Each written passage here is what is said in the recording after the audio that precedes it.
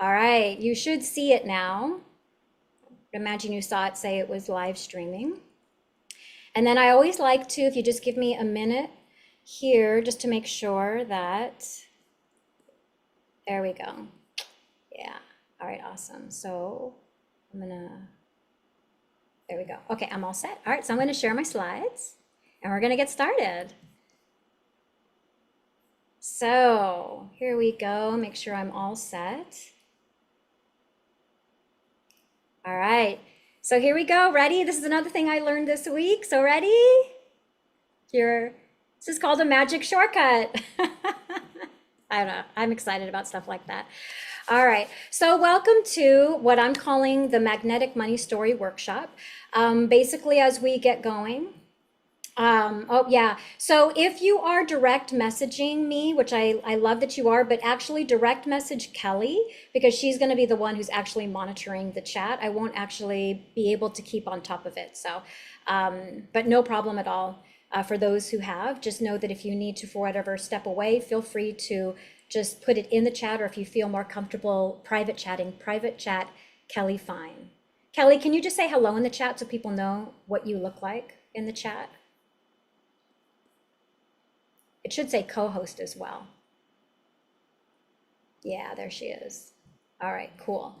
All right, so the name of this workshop that we're doing today is How to Identify the Money Story Holding You Back from Owning Your Self-Worth and Living in a Magnetic State of Flow and Abundance. So I'm going to ask that we be really playful today. If you've done any work with me in the past, you know that I do like to get kind of silly and have fun. And I think it's one of the best ways to get out of our analytical, critical thinking mind and get more like into the embodiment of play and just like childlike wonderment. So I'm hoping that we'll be able to just like kind of take that in and have just some silly fun today. All right, so just a couple of housekeeping rules. So here are just a few rules to kind of get out, get out of the way. So I'm going to first ask for everyone, if it's okay, close all your tabs that you might have open. And we just ask that you focus for the next 90 minutes or so. It might be 2 hours. When we did this on Sunday, it was such an interactive workshop that we did go over time. So I'd be more than happy to send you the replay. For whatever reason you need to leave, just let us know, no problem at all. And also closing your tabs is going to keep your laptop, your computer, whatever you're using, like performing. It's not going to lag as much if we have a whole bunch of applications up. So just something that I've noticed about when I'm participating in workshops online. Stay on mute if you can. And if you have any questions, just raise your digital hand. So I think it would be fun. Okay, because some of us don't know, even Kelly and I were trying to find it when we got on today. Please just raise your digital hand for a second, just so I know that you know what that is. It's usually down on the bottom. And Kelly, was it under reactions? Yeah, there it is, there it is, there it is. Yeah. Raise your digital hand, just say hi. Good, and then you can lower your hand on your own as well. So try lowering your hand as well. Love it. Oh, I love it because all your faces are popping up for me. Great. Asha, try and lower your little digital hand, and CJ, see if that works. Yeah, excellent. There's Sherry. Good job, Sherry. Nice, good. And then try lowering it. Yeah, there's Georgia. Good job. Yeah, so if you have any questions, I love it. Feel free, please. Good job, Saya. To just raise your digital hand, because for me personally, as I'm going through, I love answering questions kind of in live time. I think that it's one of the best ways to embody the learnings. That being said, there's going to be a whole Q&A at the end as well. So if you want to reserve your questions for the end, or you just kind of want more of a private space, there's usually less people at the end. So you can always ask me then as well. Okay. So this workshop is being recorded. So if any objections with being recorded, now's your time to like leave. You can X out of the session. And then if possible, like we talked about, keep your camera on.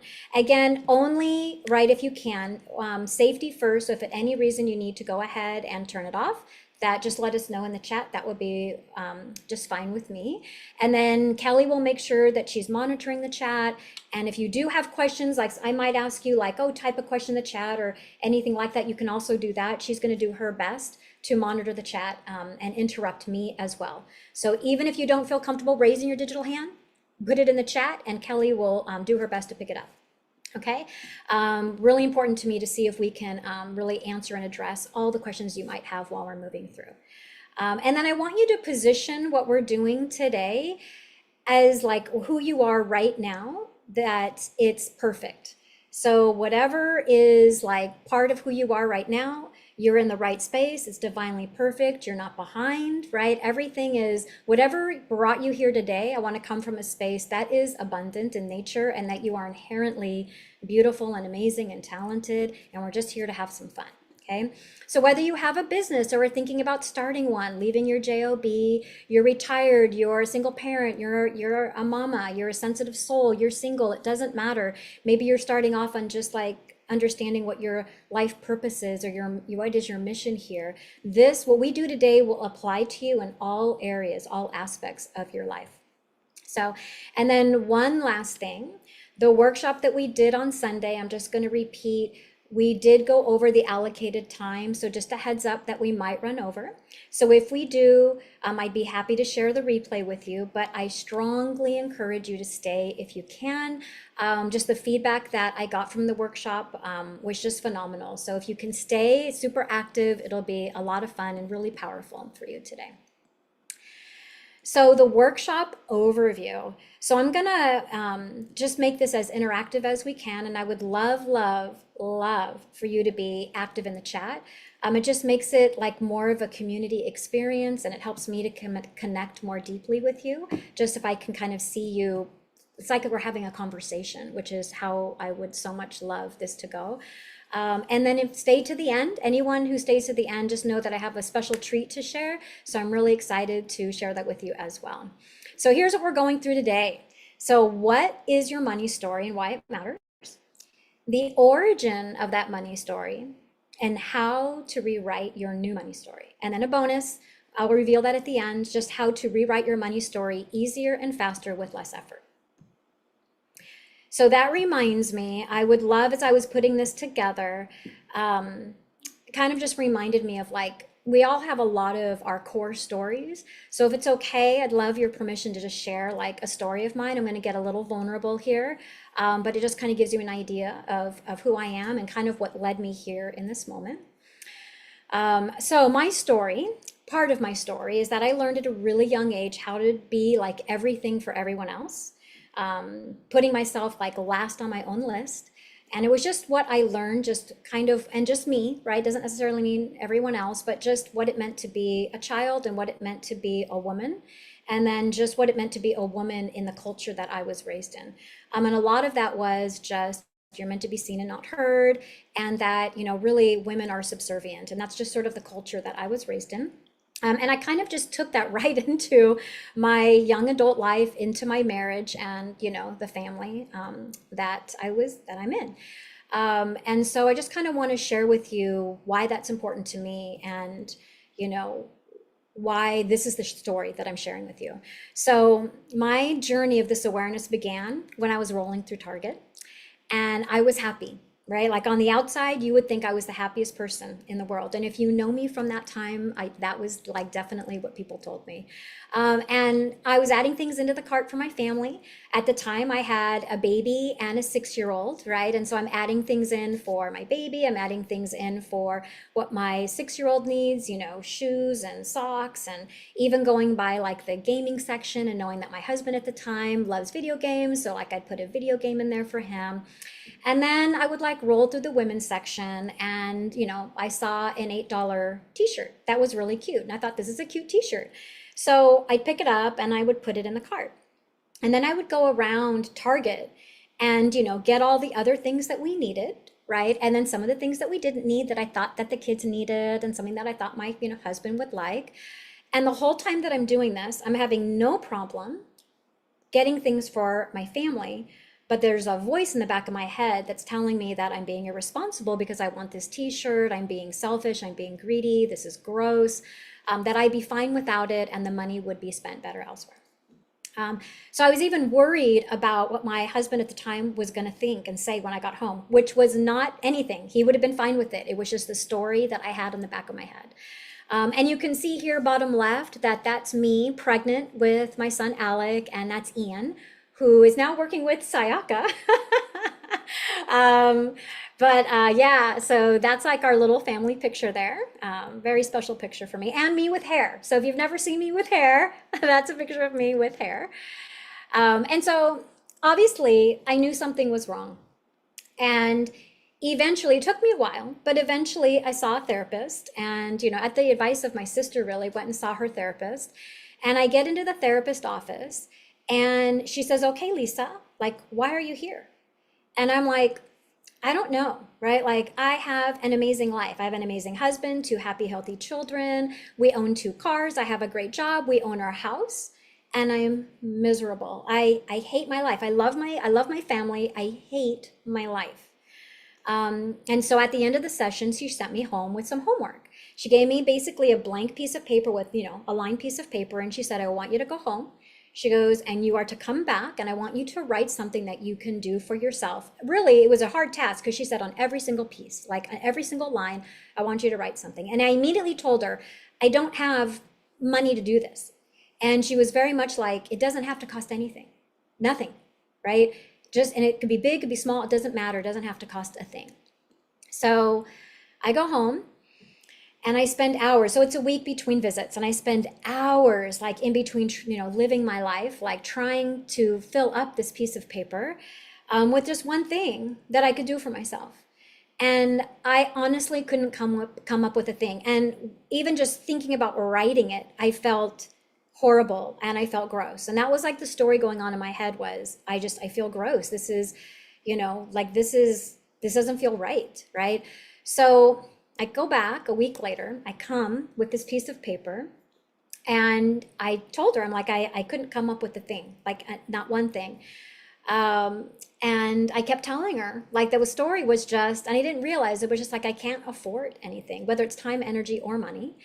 And then she said to me, "How about you go to the bathroom by yourself?"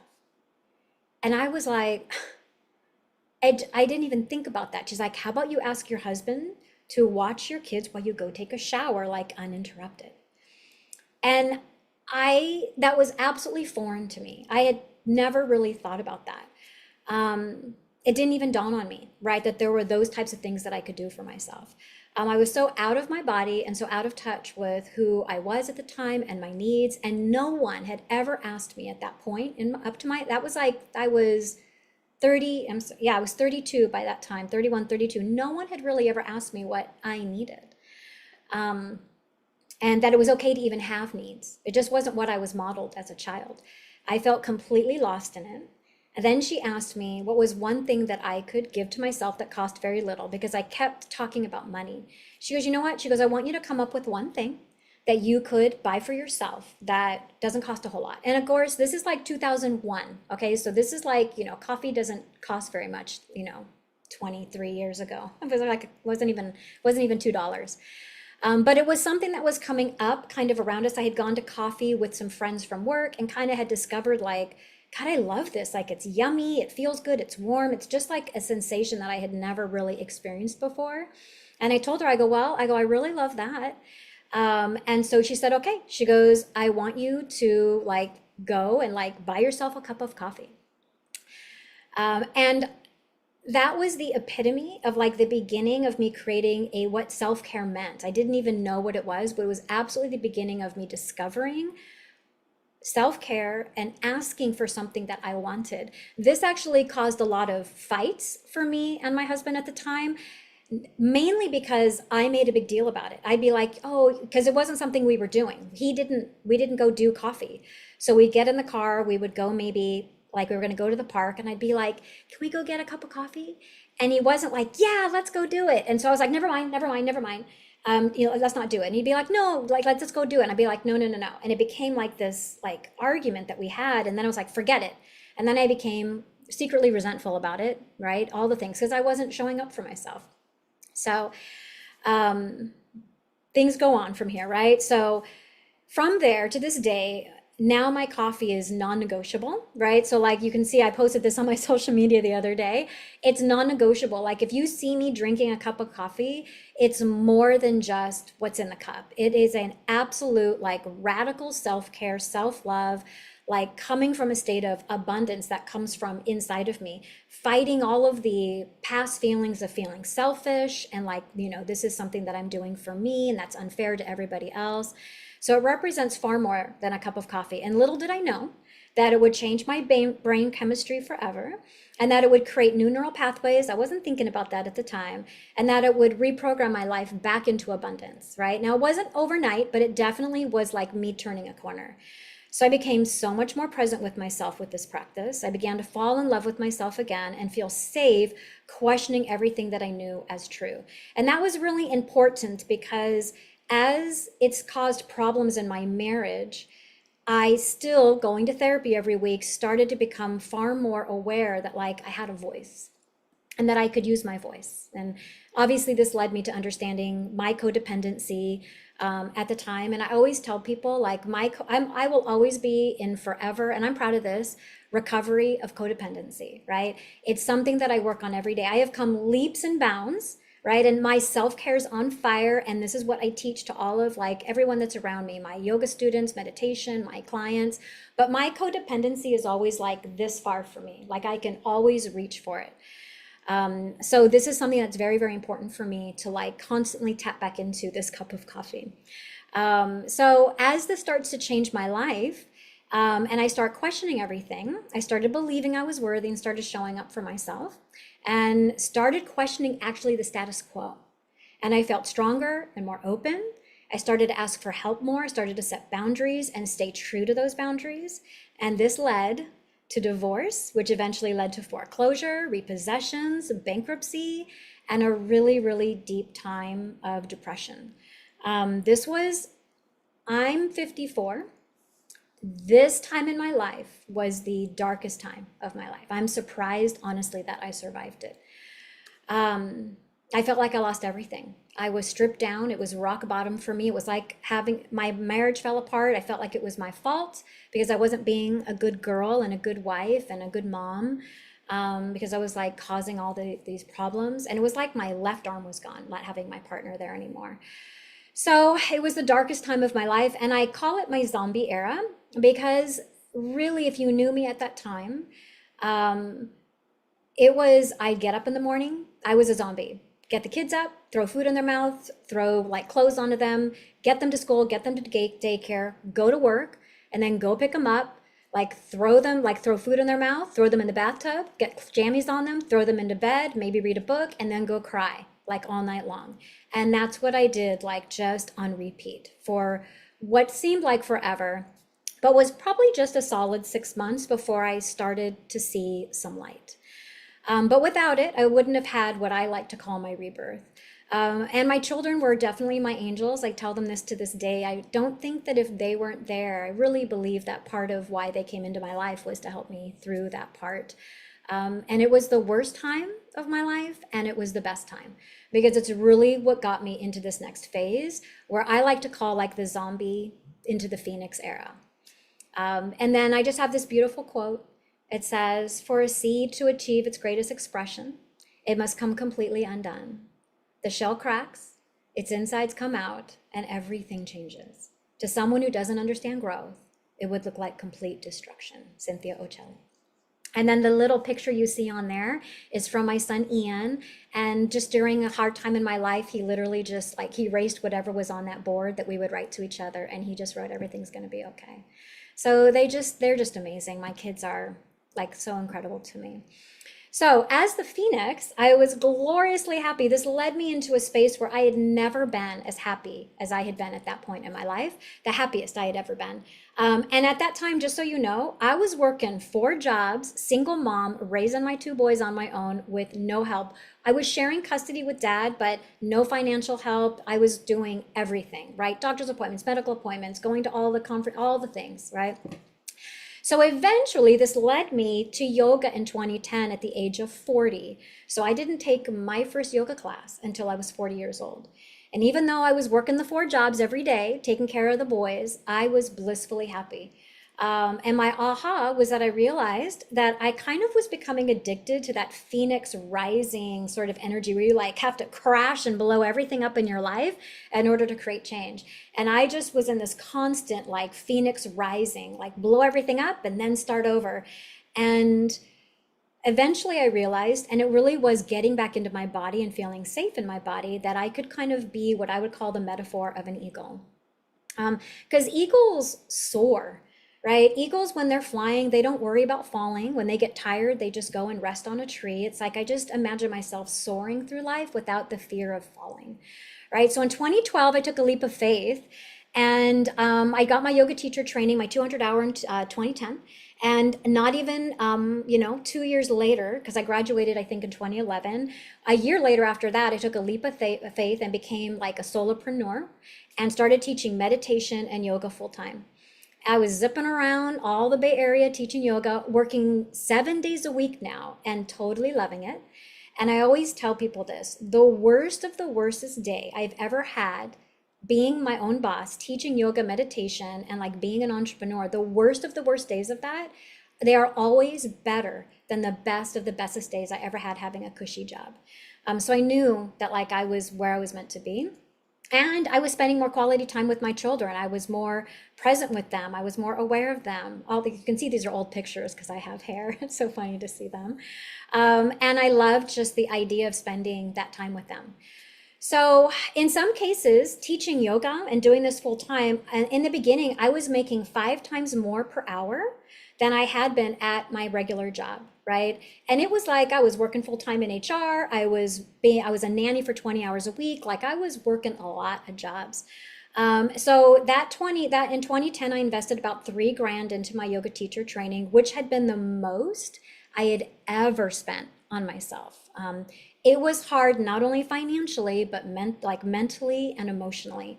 Luckily, he was willing to let me make payments, and the boys were older, so wasn't having to worry about picking them up, and they were walking home from school. So in 2018, I then invested another 11,000 in business mentorship. So I was kind of starting to get this idea of like what it means to invest in myself, and seeing how important it was to me and my growth.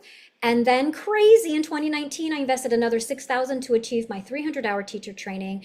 And in 2020, I invested another $5,000 and more in like just learning how to market for my business. And then in 2020, I launched my own yoga teacher training in February. And then COVID happened and everything got shut down. Everything went online, thank God. And actually, 2020 was when I made my first 6 figures. Super amazing. I had never done that before, even in the cushy job. So I really was like, wow, like this is starting to pay off. And in 2022, I invested another $10,000 into a trauma hypnosis and my NLP certifications. And then 2023, another $30,000 into my master certifications. And I'm sharing this with you because to me, the turnaround of like just the investment that I have made in myself, which has been challenging for me, but it has caused so much personal growth. And then I add in another 15 plus in just all of the coaching and energy medicine training and business and personal growth that I have invested in as well. So I realized that the more I spent on myself, my growth and my healing, the more abundant my life had become. And I want you to know that it wasn't like I planned this. It wasn't like I sat there and was premeditative. It was just totally intuitive, inspired action that I was taking. Wasn't a lot of thought, right? And I am like that. Like I'm a jump in, let's ask questions later. And if I feel really inspired to do it, I'm going to do it. So it was just intuitive, heart-based, and just like radical self-love. So I think that it's safe to say that I was taking some pretty bold steps. When I look back on it, I still can't believe when I share the story today. I think it's crazy to like put all that like actually out in numbers. And I see now that in the past, on a really very deep, very subconscious level, I just didn't feel safe to receive. I took baby steps towards that radical, very radical self-care. Crazy making self-care. Like I want to be known as the person that people are like, what is she thinking? Right? Like I love it when people say I'm selfish because I have turned the word selfish into self-full, right? Like me being selfish has only allowed me to love more, to provide more, to offer more, right, to the people that I care about. and feeling safe in my body, right? And how to do that. But it did begin with how to create that safety and what that meant for me. I didn't realize that my inability to receive was in part related to not feeling safe and secure, and that I was innately, inherently valuable. So here I am today, right? Like where those bold steps have led me here before. And I want you to know that this is very special to me because I don't get to share pictures of my grandkids because, just because that's what my kids want. And I love that about them. But I do have their permission to share it in intimate areas like this. So I love that I get to share pictures of them. But this is where it's led me here, right? So I still invest in coaching and I always will. But everyone benefits, right? And the more radical my self-care, again, doesn't have to cost a thing, right? The more radical self-care is, for me, the more I'm able to affect change and spread more love to everyone around me, including those grandbabies. Like this has become my mission. Having a grandchild has absolutely changed my mission and my purpose in life to just so much more of a grander scale. I want to help more people. I'm like on a huge mission. And leaving a legacy of love and abundance for my grandchildren, right? Like that's so important for me at this point and stage in my life. So crazy, right? So from struggling from spending $8 on a t-shirt that I liked, right, to investing over 80K in myself, I'm floored every time that I reflect on this and I just witness my own massive growth. Again, I did this at the time really for my own healing. It wasn't necessarily to make money. It just kind of happened. And eventually, right, it was part of my learning more about the services that I was going to provide. But I never realized in the beginning how much it would impact my entire life, especially my family. And the biggest shift was my identity, right? Daring to live my purpose, being vulnerable, and then forgiving myself. And just, I realized that the more that I invest in myself, again, doesn't have to cost a thing, right? But just the better, right, that life gets, the bigger my life gets and the more magical, like the dreams that I've created come true. So this is my money story. And if you haven't caught on, it's very much my self-worth story, right? So this is my divine like mission and my life purpose now.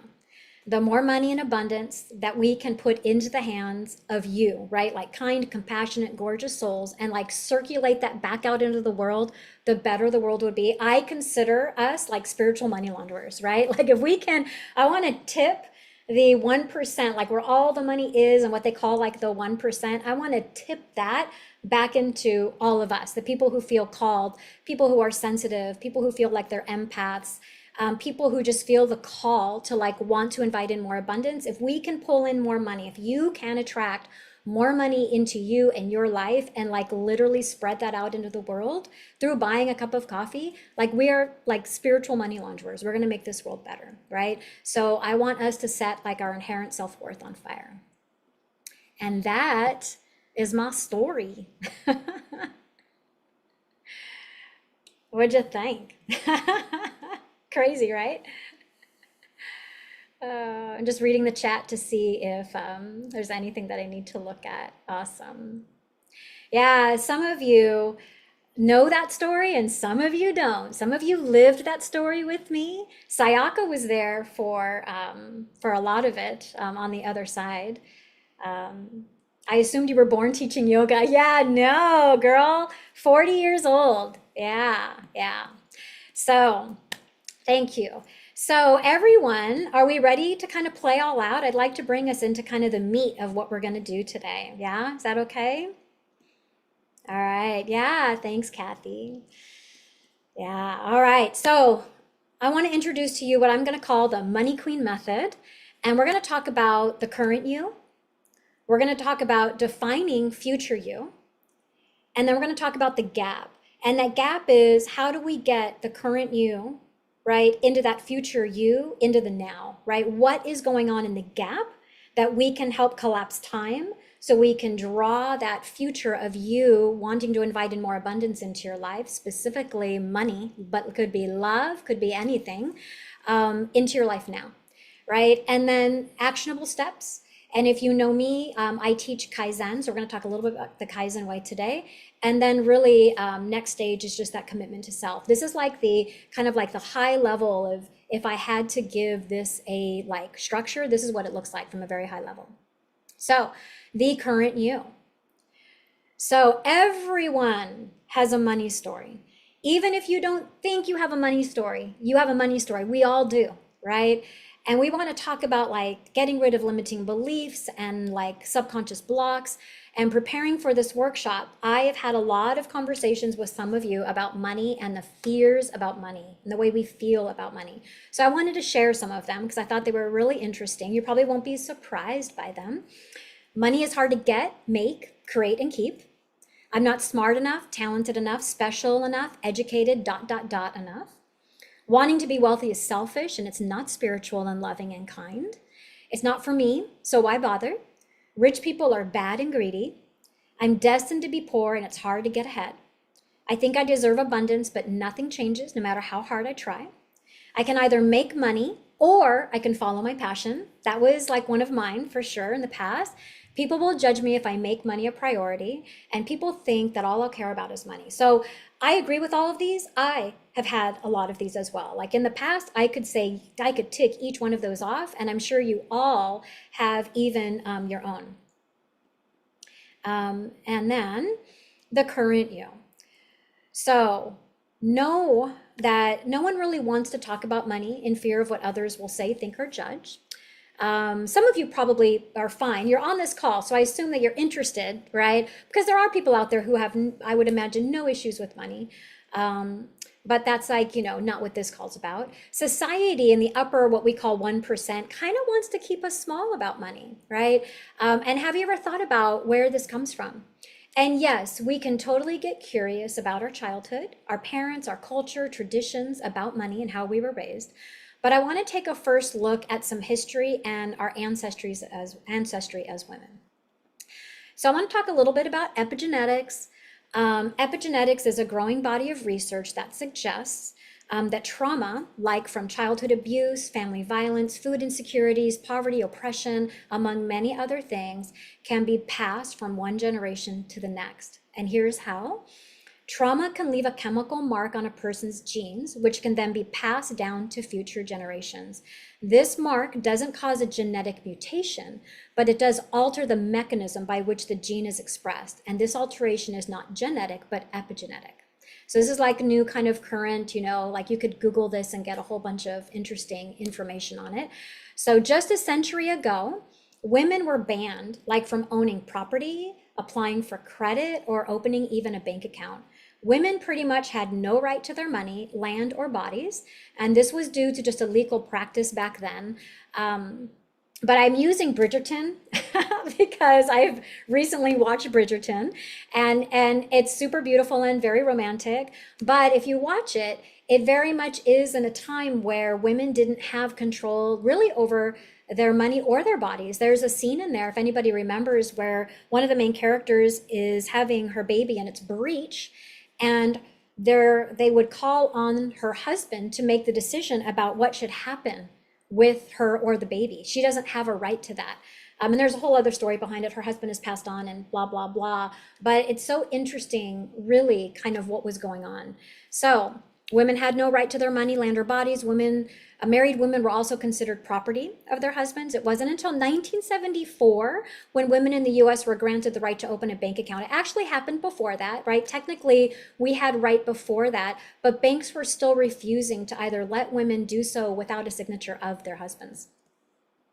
And I was born in 70, so it's interesting to think that this was still a thing, right? Like when I was born.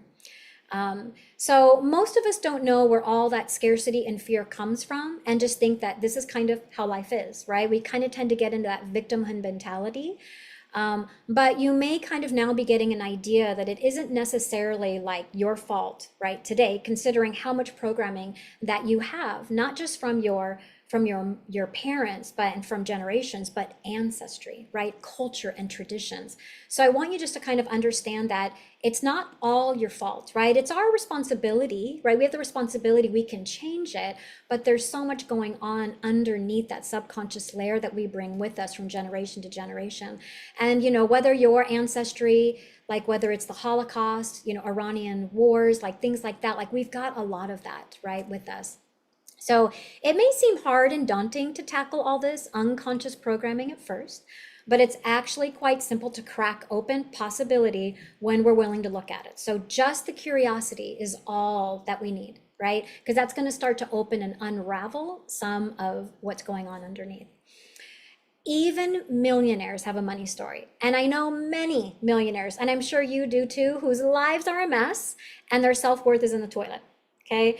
When we have a money story with resistance, we stop money flowing to us and through us. When we hold on to or hoard money or mindset hoarding, we don't allow money to flow. Much like the breath, for it to expand, it needs to flow. You can't hold on to your breath forever. You eventually have to let it go in order to draw in new breath, right? And the first steps to change is to discover where the story came from. So I want to pause for a moment just to set up how this training is going to continue and kind of one of the subconscious techniques that I'm going to be using with you to untangle your subconscious limiting beliefs and money blocks. And I added this slide from Sunday just because of some of the great feedback I got. So I wanted you to actually see it because some of you are visual learners, some of you are auditory learners, so you have visual learners in the room. So you could kind of just see it and read it. Your subconscious untangles and unravels over time in layers, right? It's not just like it could be a flood, but it only unravels as you need it, right? And typically in layers, we learn in layers. You will notice that throughout the training today, I'm going to be asking you a ton of questions. You're going to see them on the slides. I'm going to just throw them in like just as I'm talking. And I'm doing that on purpose with intention. And I'm not going to give you time to answer those questions, right? Meaning I'm not going to pause. We're not going to discuss them per se, and we're not going to journal on them. I have, however, chosen specific interactive activities that we are going to do where we will pause and journal or we'll reflect, right, and share. And those are the ones that I feel are going to be the most powerful for you today. But when I ask of you questions, these open-ended questions, your subconscious mind goes on what we call a transderivational search. And this is super important, okay? Because in NLP, which is neuro-linguistic programming, a transderivational search, which is Bandler and Grinder, they're kind of like the pioneers, is essentially the process of searching back through one's stored memories and mental representations to unearth the personal reference experiences from which a current understanding or mental map has been derived. It just basically means we're going back into the subconscious mind, into those memories. And this is done at an unconscious level. This is important to note because it means that the search occurs in your subconscious mind, even before our conscious mind is aware anything was even said. Okay, so as I ask you questions, I just want you to know that if I'm not pausing, I'm doing it on purpose, okay? So when you see me speeding through questions, deep breaths, just like if you can, just like take in a nice easy breath and just know that there's no need to think of the answer and there's no need to think of the question, okay? Your subconscious will do all the work on your behalf. If you want, just get curious more about your body and less about your mind. Don't worry if this doesn't make sense yet. With practice, body awareness will improve. Some of us are figuring out how to be in our bodies and feel safe in our bodies. And what we're doing is a somatic technique, or it's what I consider a somatic technique, that you can help draw more awareness back to your body. So as I ask questions, what makes this a somatic technique is bringing yourself back into your body as the questions are being asked and just observing how your body responds. Do you feel like a tightness in your throat? Do you feel something in your feet? You're just gonna kind of like get curious about that. And this is something that we do go deeper in my group program. But just know that the questions I'm going to be asking you in the future when we pause, I promise they're going to be powerful. So here are those questions that I'm not going to give you any time for, okay? All right, so some questions to ask yourself. How do you feel about spending money? Does it feel selfish? How do you feel about taking time for yourself? Does that feel selfish? How do you build safety in your body regarding money? Have you ever even asked yourself that question, right? And it says, oh gosh, I didn't see what a gibberish I posted. Oh, Nina. All right. So unlocking money as a spiritual tool. So in the past, I realized that my own self, like from my own self, that I was triggered when money came up, right? It felt awkward. I felt ashamed and I was embarrassed, right? Because I just wasn't proud of my money story. And the more I explored it and got curious about it, And the more that I just, kind of breathed into it and allowed the discomfort to just be with me so I could move through the discomfort instead of either ignoring it or shoving it aside or down, I became to understand that I was born worthy, which is like our entire life purpose is you are inherently beautifully worthy, right? Self-worth, you were born worthy. Everything else is just us building up blocks, right? That are at the time when we were little trying to keep us safe, right? And we needed that to survive when we were little, but you don't need it now, right? And that's why we're here today. So, if you have an unconscious limiting belief about receiving and worthiness, you may find it difficult to allow money to flow through you, right? And this may bleed into other aspects of your life, relationships, communication, setting boundaries at work, colleagues, friends, everything, your children. You may not have a money problem or relationship problem or a work problem or a health, weight, or stress problem. You may have a receiving problem. And how do we build safety in the body regarding money and receiving is really kind of what's going to allow us to start to kind of break up some of this stuff and kind of like let it release. Okay. So, how are we all feeling? So, what I would love is to ask 5 questions. This is where we are going to pause. And isn't this just the cutest little picture? um, I am going to ask these 5 questions, and I'd love, love, love to bring someone. Like, is there a brave, amazing soul who would love to just play with some hot seat coaching today and allow me to ask you these questions? I'd love to just sort of share the space with one person. Does anyone want to be brave and give some questions a try? You haven't heard these questions yet, perhaps. I'm going to create some empty space. Ooh, Nina, I love it. All right. Awesome, Nina. I'm so excited. Okay, so here's what I'm going to do. I'm going to spotlight Nina, and I'm going to spotlight myself. Just so you know, this took a lot of practice offline to master doing this. Okay, and then I'm going to stop my share. And then give me a second while. Okay, so now everyone should see me and Nina. Is that correct? I did it? All right, Nina, come off of mute. Say hi, my love. Hello. How are you, sweetie? Oh, I'm glad that I made it. Good. All right. Okay, so here's what I want you to just kind of understand for a moment. What I'm going to do is I'm going to ask you some questions, and the subconscious mind works fast, right? As soon as we kind of pause, the conscious mind kind of starts to take over and hijack the situation. So I'm not going to give you a whole lot of time to answer these questions. I really want you to just, if you can, like the first thing that pops in your mind. Okay. And if you get stuck, I'll help you. Okay. All right. So just based on kind of what you heard today and just sort of what kind of was sitting with you in your heart, um, what do you think your money story is? Insecurities and Insecurities fear. and fear about what? Mm, Surroundings, myself. Surroundings? Yes. Yeah, yourself. What would happen if money came to you? Spend it. You would spend it. Okay. Yeah. So is it possible that your money story is like if I were to get money that I would spend it? I couldn't keep it? No, What is it? I just uh, never believe that I'm able to earn money to have that much to Mm, spend. okay, beautiful. Okay, great. All right. So what do you think you tell yourself about your money story? Not Based on worth what you it. just said, you're not worth it. Yeah. How does it, like when you talk about feeling unworthy, you're unworthy of money For myself. for yourself? And how does it feel to feel unworthy of money for yourself? Resentful. Resentful. Yeah. Okay. Good. Where do you think that came from? Early years, Early partially years, childhood, and a lot from early marriage life. early marriage, yeah. Yeah, so early years, early marriage, yeah. So when you think about that, when was the first time that you remember having this thought or this feeling? Because it didn't happen today, it didn't happen in your first marriage. It's something that already existed.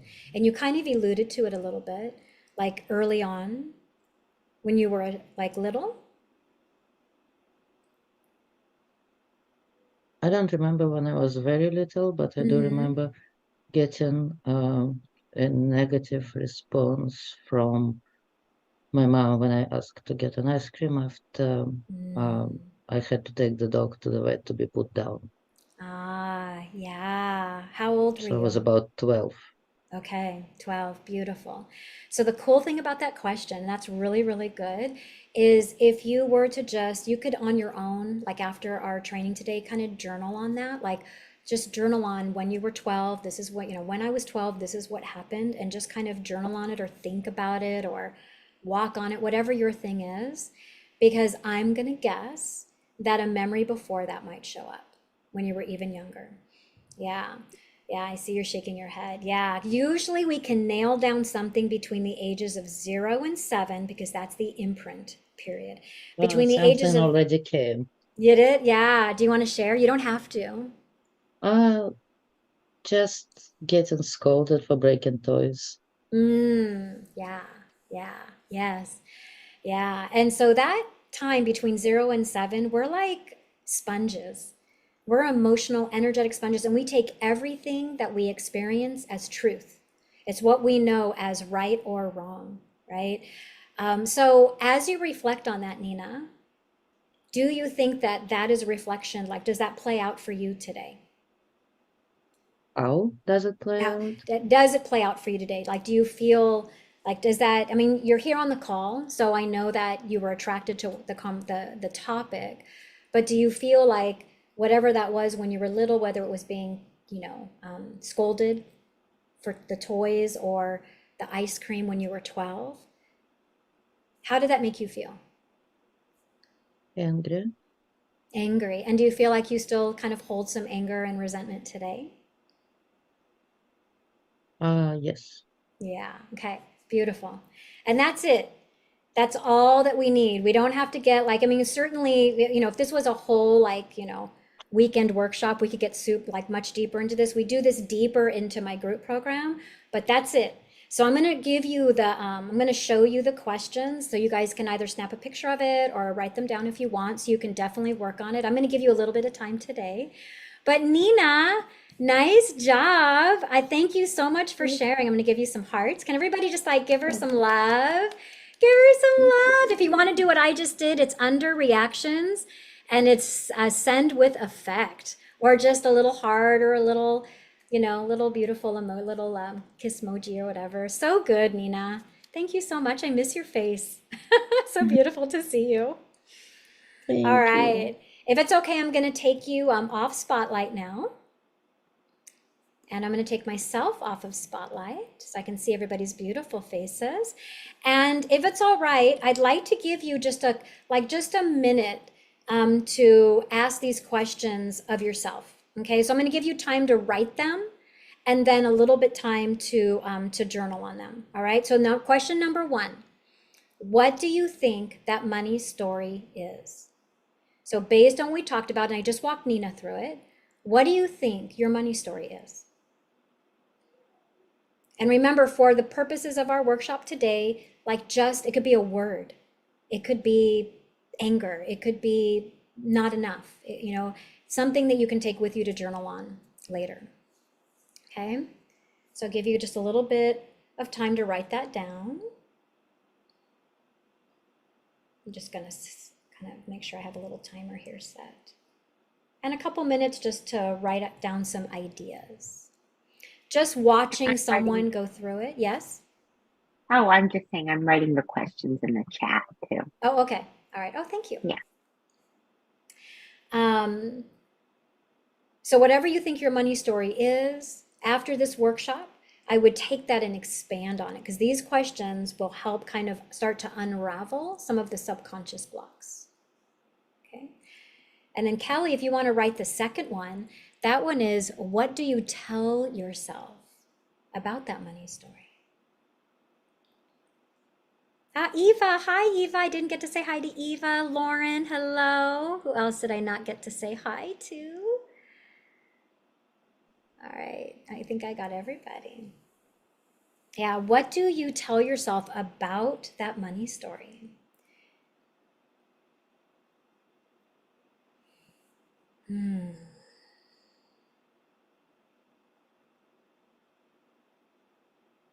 Normally this is where I would like have like mood music and, you know, Elizabeth, thank you for the cute little smile. I loved it.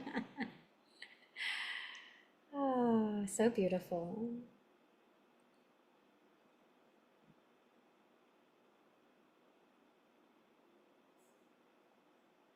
Oh, there's Kat. Hello, beautiful Kat. And then the next one is, where do you think that came from? Where do you think that came from? And remember, it's kind of can just be the first one, even if you just, it's okay if the first one is, you know, my friend or whatever. Because when you give it a container, then things start to kind of open up from there. Like, oh, like you saw it with Nina. Like at first it was, I was 12. And then it's like, oh, actually, now that I think about it, this has come up. Right. And you just kind of keep moving through that story. Thank you, Kelly, for writing them out in the chat. That's so good.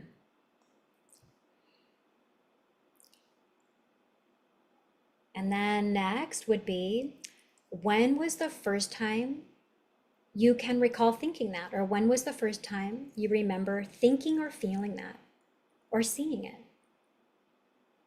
When was the first time you remember thinking that or feeling that or seeing that? When was it modeled to you? Because you weren't born like that, right? I mean, granted, we're little babies and newborns, but we weren't born feeling unworthy. You are inherently worthy. Everything that has happened from that moment has been in order for us to survive.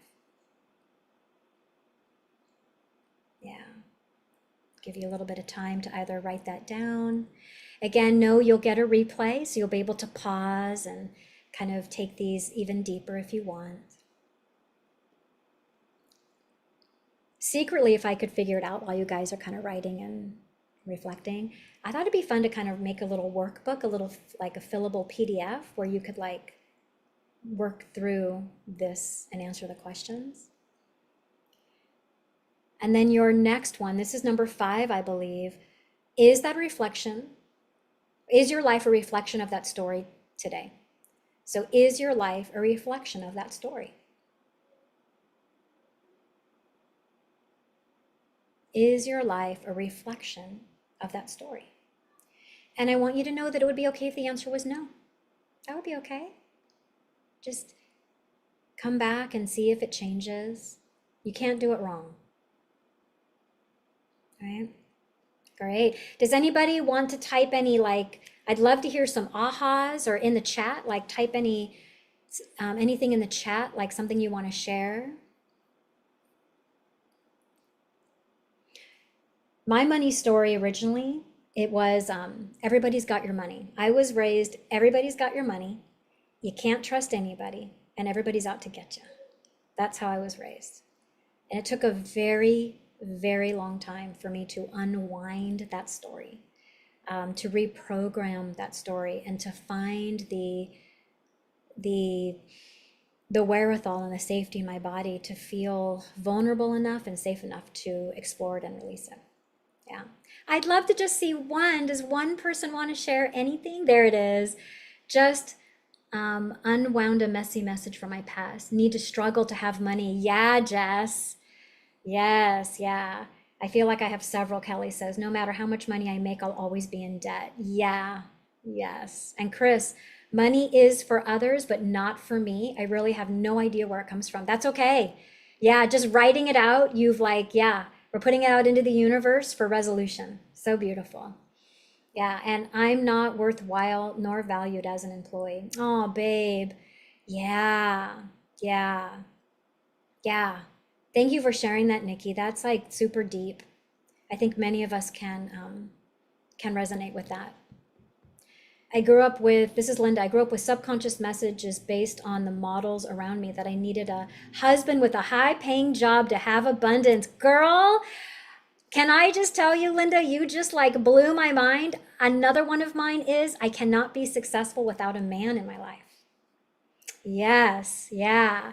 I have money that I spend well, but I don't deserve all that money, Asha. Yeah. And girl, yeah, you do. You deserve all that money. Georgia, I make money for it all to go out immediately. That's a good one too. I love you guys. This is so great, you guys. I love it. Money is hard to get, and if you spend it, it's gone.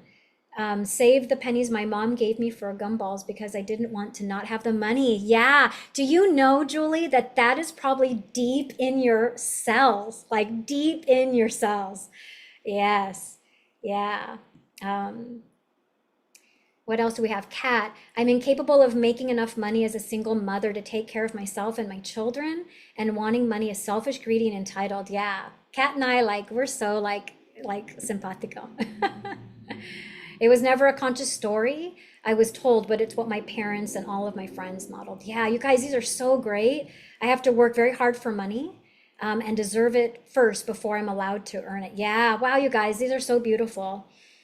Jenny, that's so great. Sayaka, I shouldn't make too much. I need to be humble. Oh, girl, you know what I want you guys all to realize? That what's so beautiful about this is, isn't it interesting how all of this makes us small? And I just want to say that the more money you make, like I was donating about a month and a half ago to a very important cause to me, and I donated $100. Okay, and that's a lot, right? And I thought, damn, if I like had all the money in the world, I could donate so much money to causes that have meaning for me.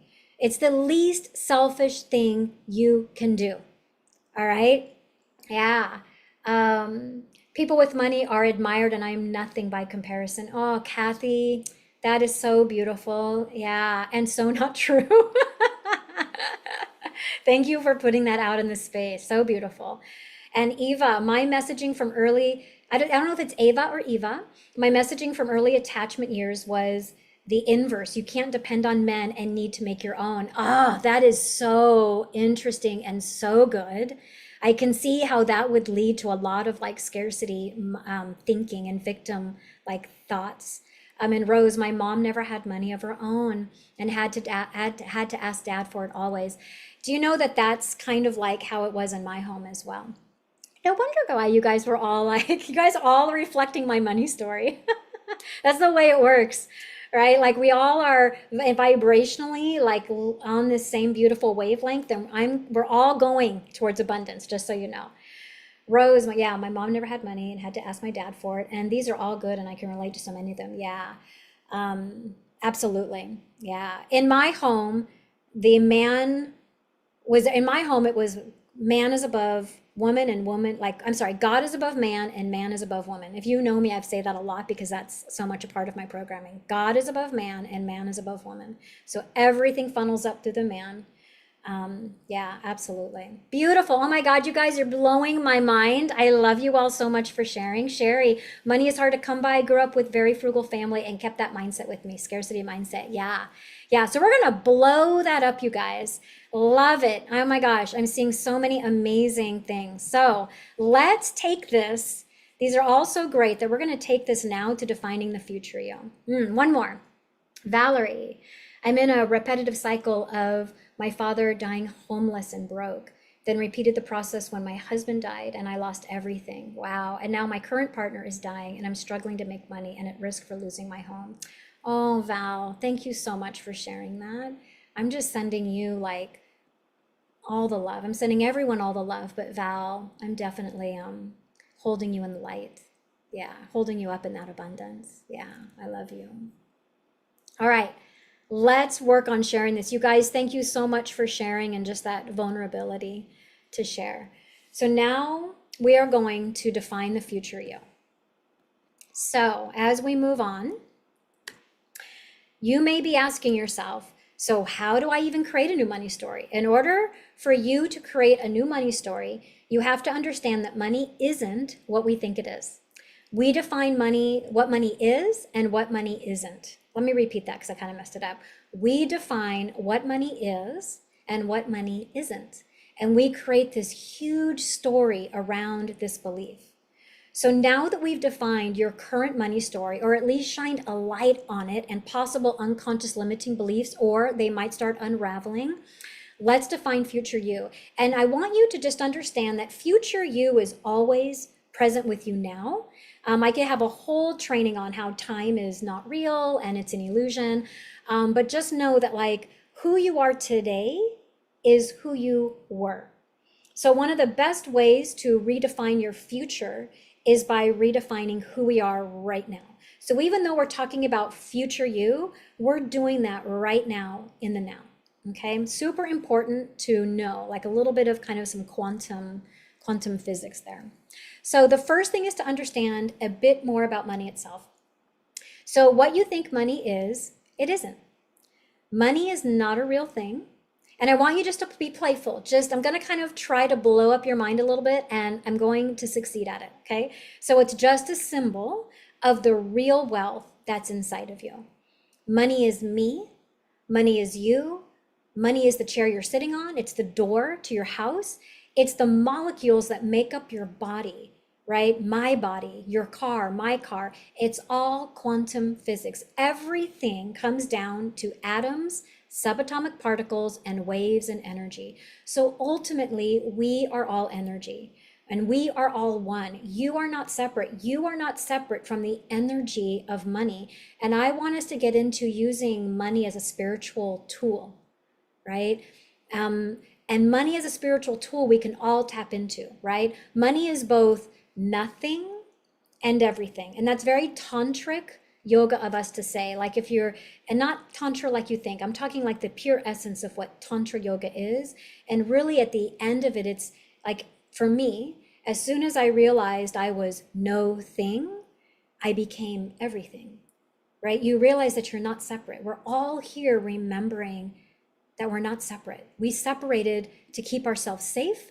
We're on a journey to like connect back to the wholeness.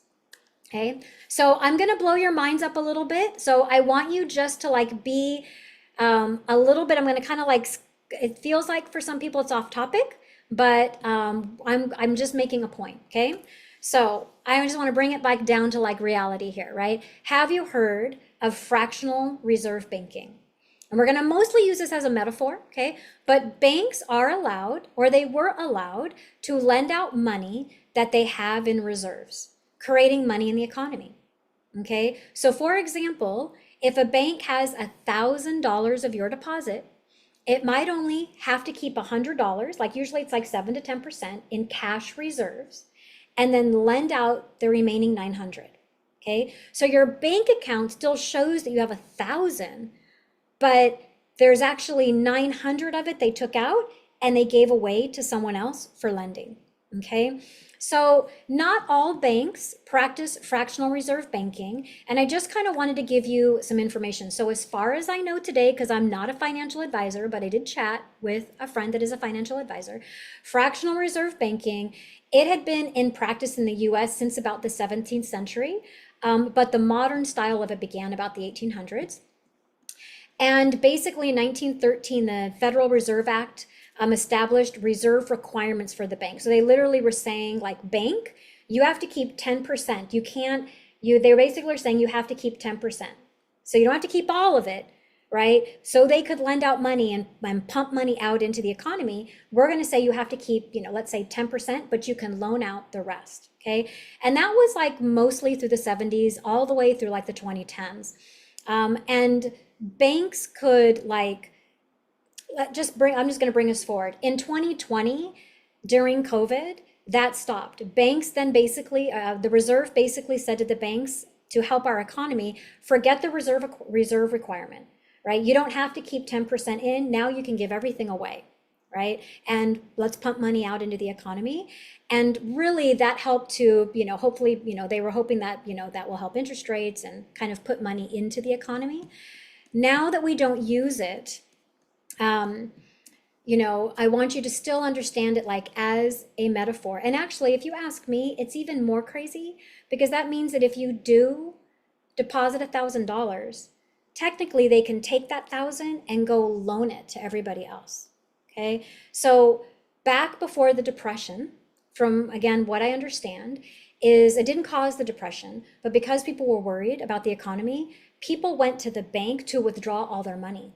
And the bank didn't have the money because they didn't have the reserves. So many people didn't get all their money back because the bank had loaned all that money out, right? So I just kind of want you to get into an idea that the money that we're putting so much value into doesn't even exist, right? It's kind of just funny money electronically, right? So as you look at this, and again, this is more for visual learners, you come in, you deposit $1,000, the bank keeps 100 and they loan out 900 to person two.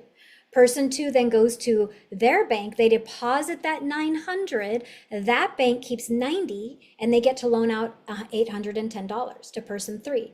Person three then goes to their bank, that bank keeps 81%, which is about 10%, or $81, which is 10%, and then they loan out 729, and it goes on and on and on and on, right? The only reason why the system doesn't collapse is because we believe in it. So money is just one big, massive illusion when we think of it this way.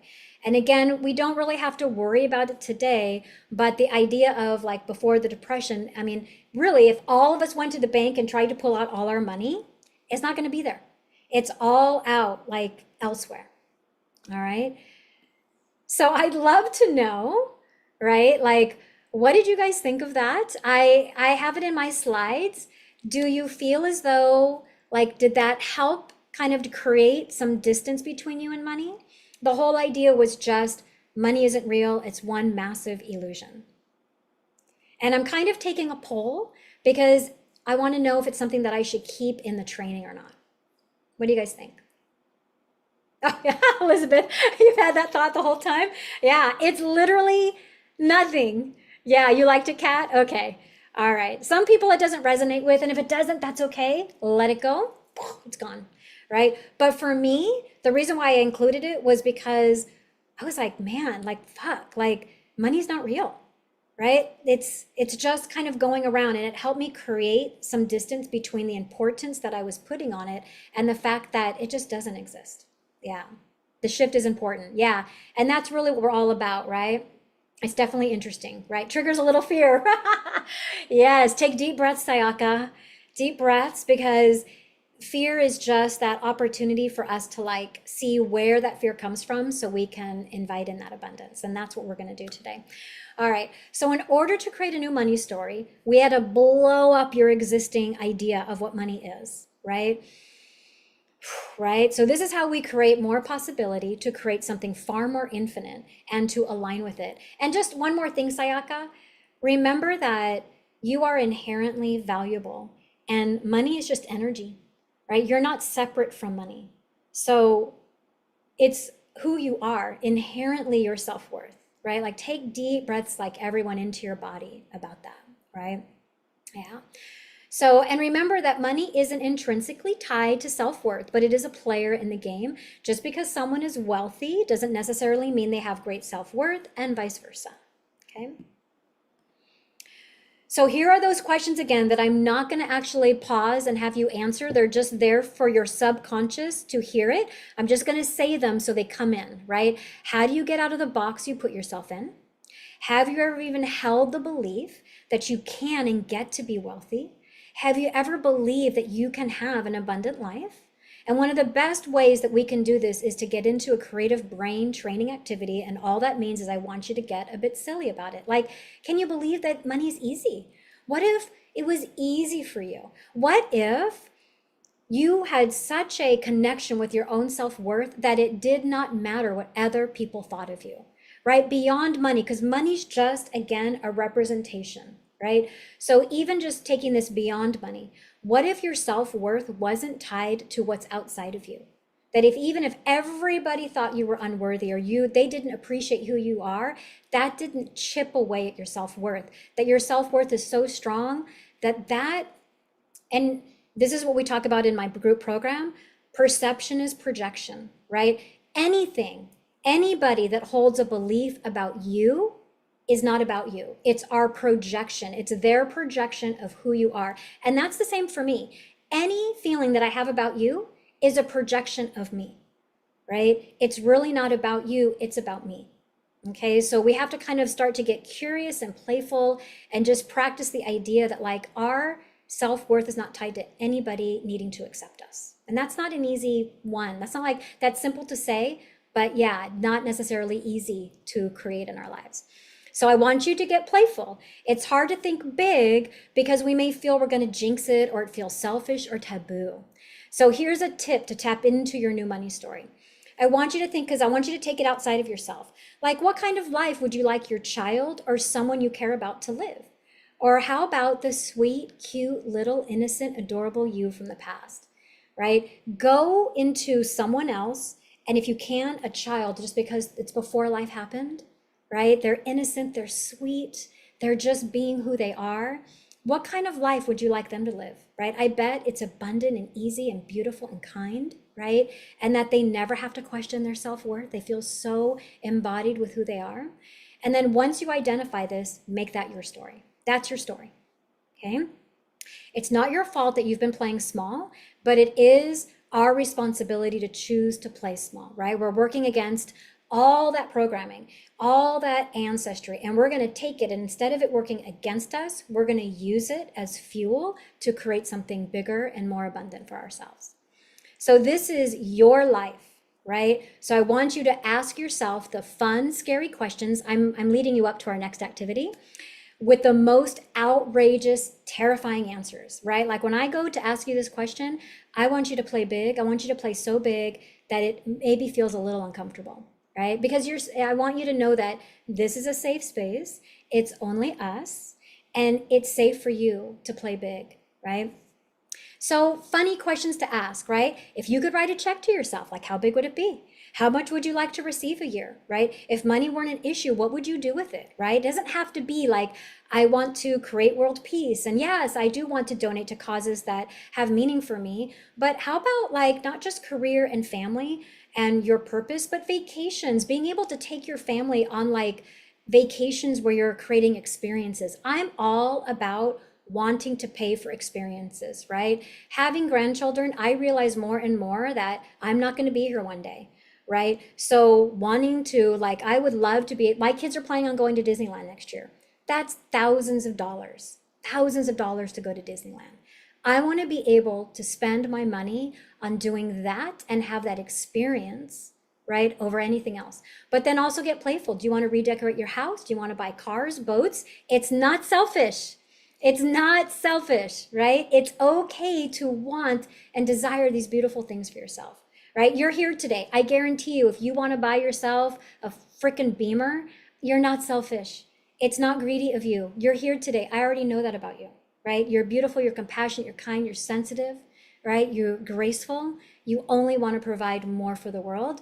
Go get the fucking car, right? Let's bring in more abundance so we can do these things. What if being wealthy was so easy for you, and how crazy easy could you make it? And I want you to be specific, okay? So here's the question, okay? Write it down if you'd like. If you knew the answer would be yes, what would your new money story be? Now I know I'm going to give you a couple minutes to answer this. You can take a snapshot of this slide if you want, but again, you'll get the replay. Go big. And it could just be a word. It could be a sentence. Some of you will like write a whole book on it right after this, right after the training, right? You might come up with something next week. But if you knew the answer would be yes, what would your new money story be? Like if your subconscious were to know and the answer was yes, and it absolutely was a reflection, right? Like you are worthy of this. You can be abundant. You can be a millionaire and still be kind and sweet and compassionate and loving, right? You can be abundant and be beautiful and caring and giving. You also get to set boundaries, right? So a couple minutes just to like ponder that question.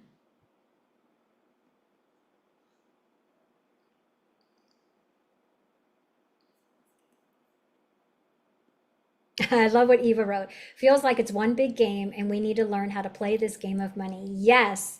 Yes. Again, the more money we can get into our hands of compassionate, kind, sensitive souls, the more we're going to shift.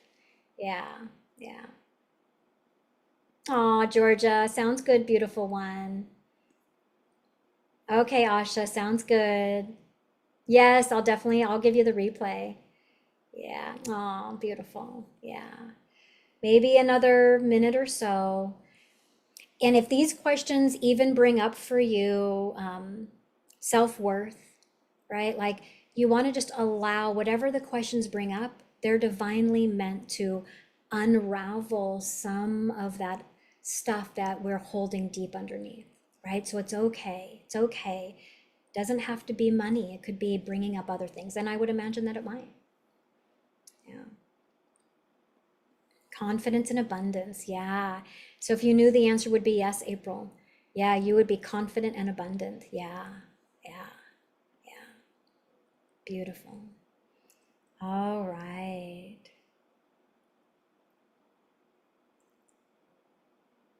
Why not me? Yeah. Realize the dream. Yeah. No matter how much money I make, I save money. I make a lot of money and save a lot of money. And I help a lot of people with the money I save. Yeah. Yeah. Shift the story. Yes. Why not me? Why not you? Absolutely. Val, why not you? Why can't it be you? Absolutely. Yeah. All right. I'm seeing some in the chat. We're going to move on in just a bit. Sherry says, I could live life as big as my dreams, vivacious, bold, and free. Yeah. Girl, that's awesome. Yeah. Yeah. I can be. Yes. Yes, you can.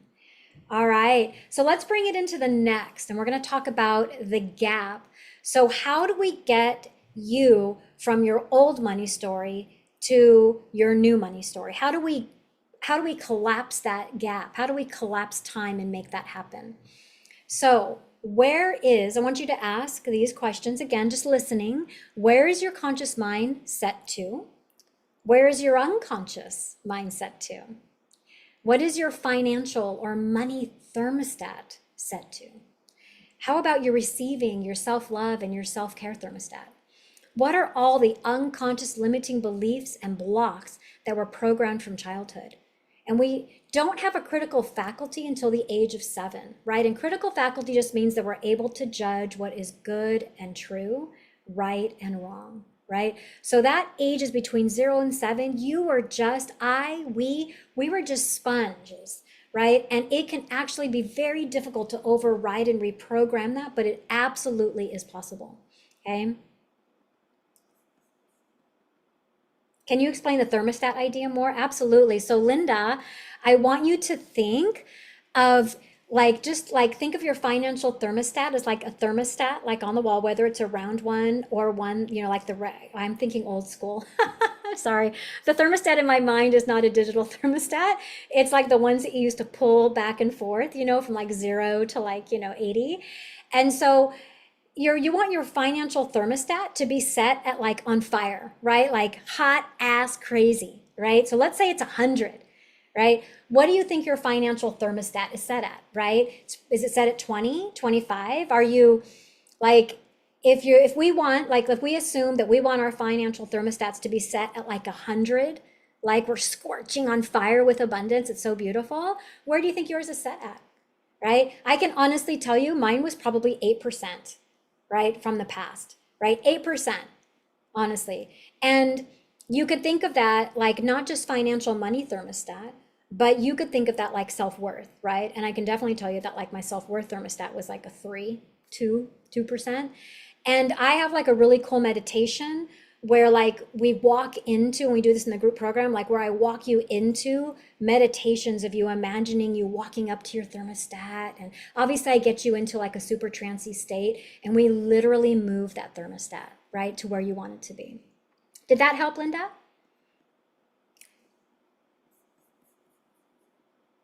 Yes, thank you. Yeah, good, good, good. Yeah, get fun with it. Get crazy. All right. So okay. So what I want to talk about is how we're going to basically move this needle. And I want to talk about how we learn. So, and before we do that, let's talk about like, I know I'm worthy, right? There's another question. I know I'm worthy, but why am I still attracting the things I don't want, right? So there's the conscious mind. I know that I'm worthy, but why am I not getting that in my life? And this happens because the conscious mind is the goal setter. Some of you, this is going to be review, and some of you, this is going to be brand new. Okay. And I want you to think of the unconscious mind as the goal getter. Okay. This is often where the gap lives. Okay.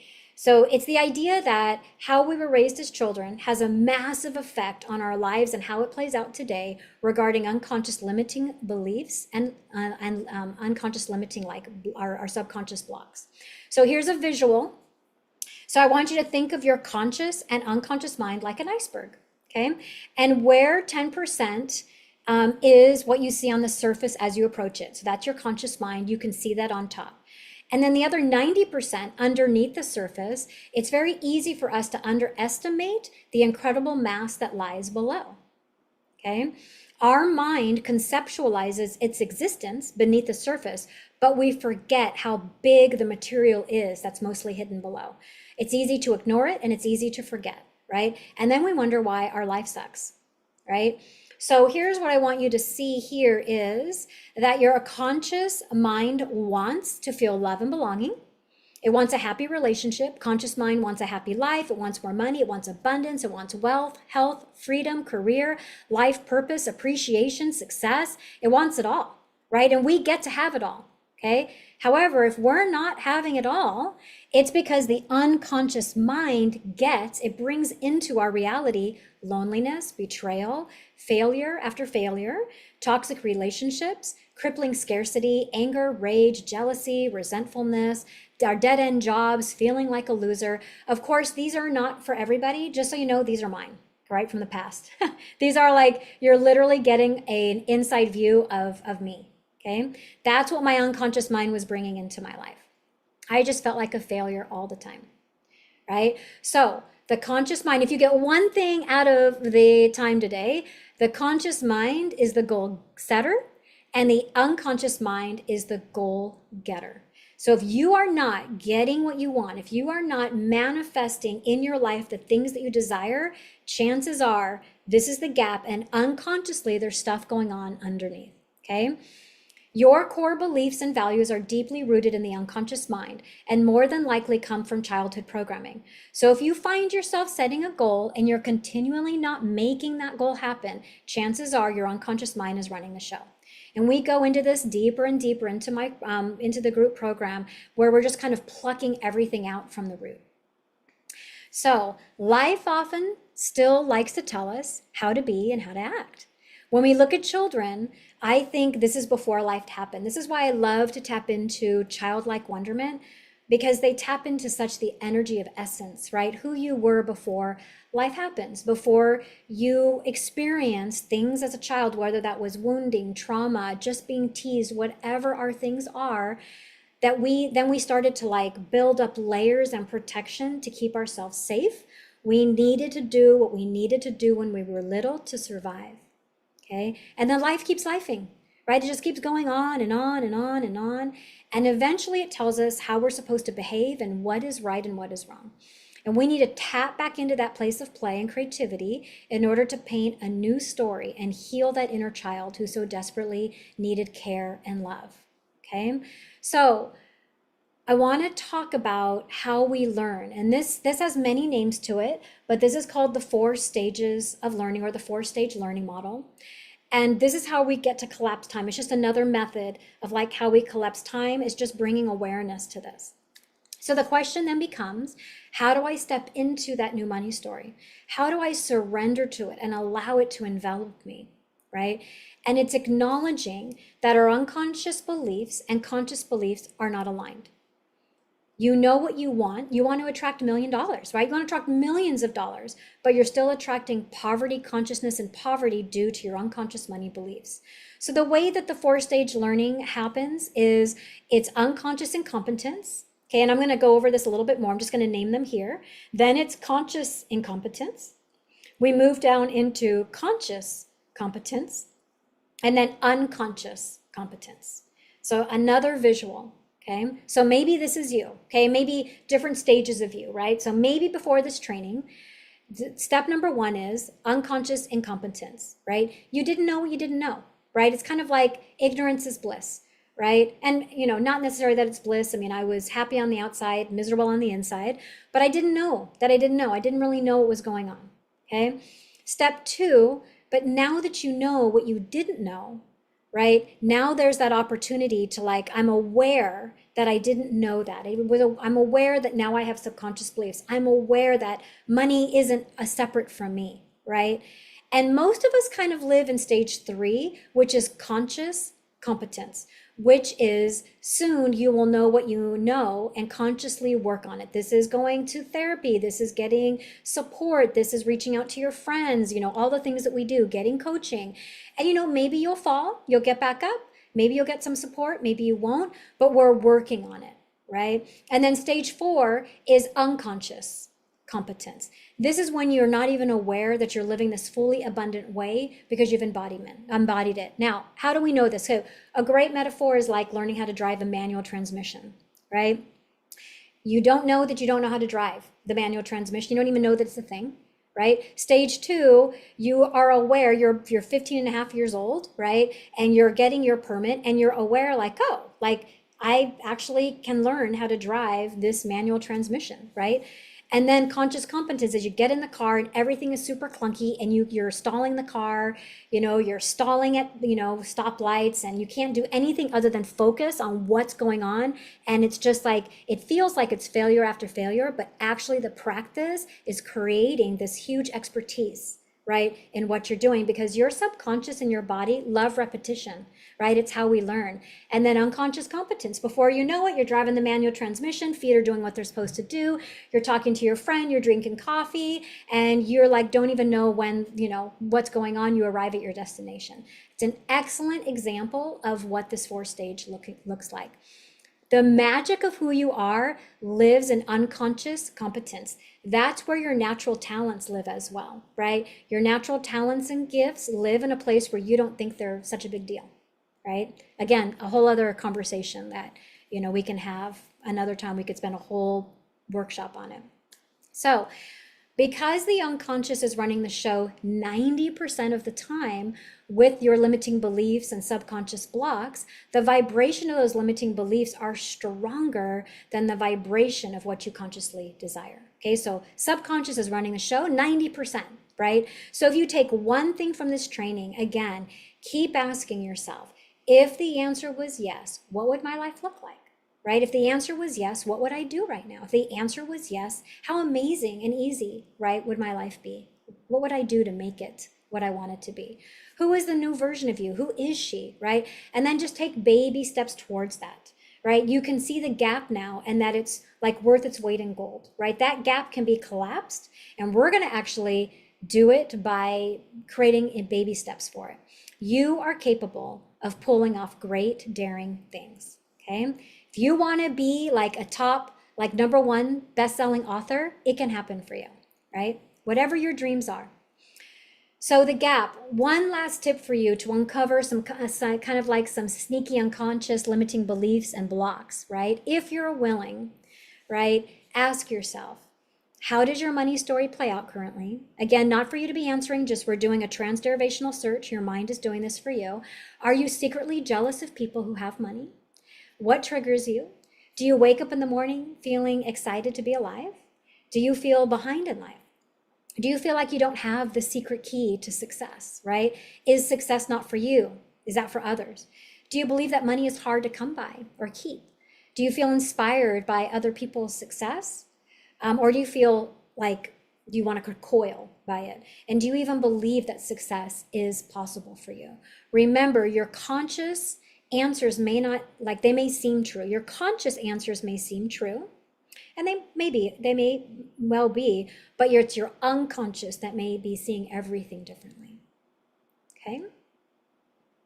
All right. So how are we doing so far? When you see it, you can't unsee it. I love it. Self-sabotage. So relatable. I love it. I love it. I love it. All right. Okay. So I'm going to take you now through an activity that I'm going to take us off of sharing. And I'd love, if it's okay, to walk you through a meditation. And I want you to spend, before I take you there, just a moment kind of thinking again about what is your new money story? Okay. And I want to take you on a journey of what is the day, like a day in your life of your new money story. So just release yourself for a moment from the past. Be here in your body, and I'm going to walk you into some breath so we can get into the body and prepare you for the meditation. And then from there, I'm going to walk you into a day in your life of your new money story. Okay? All right. So, doesn't matter if you do this eyes opened or closed, right? I just want you to pause and breathe, whatever feels good for you. Okay?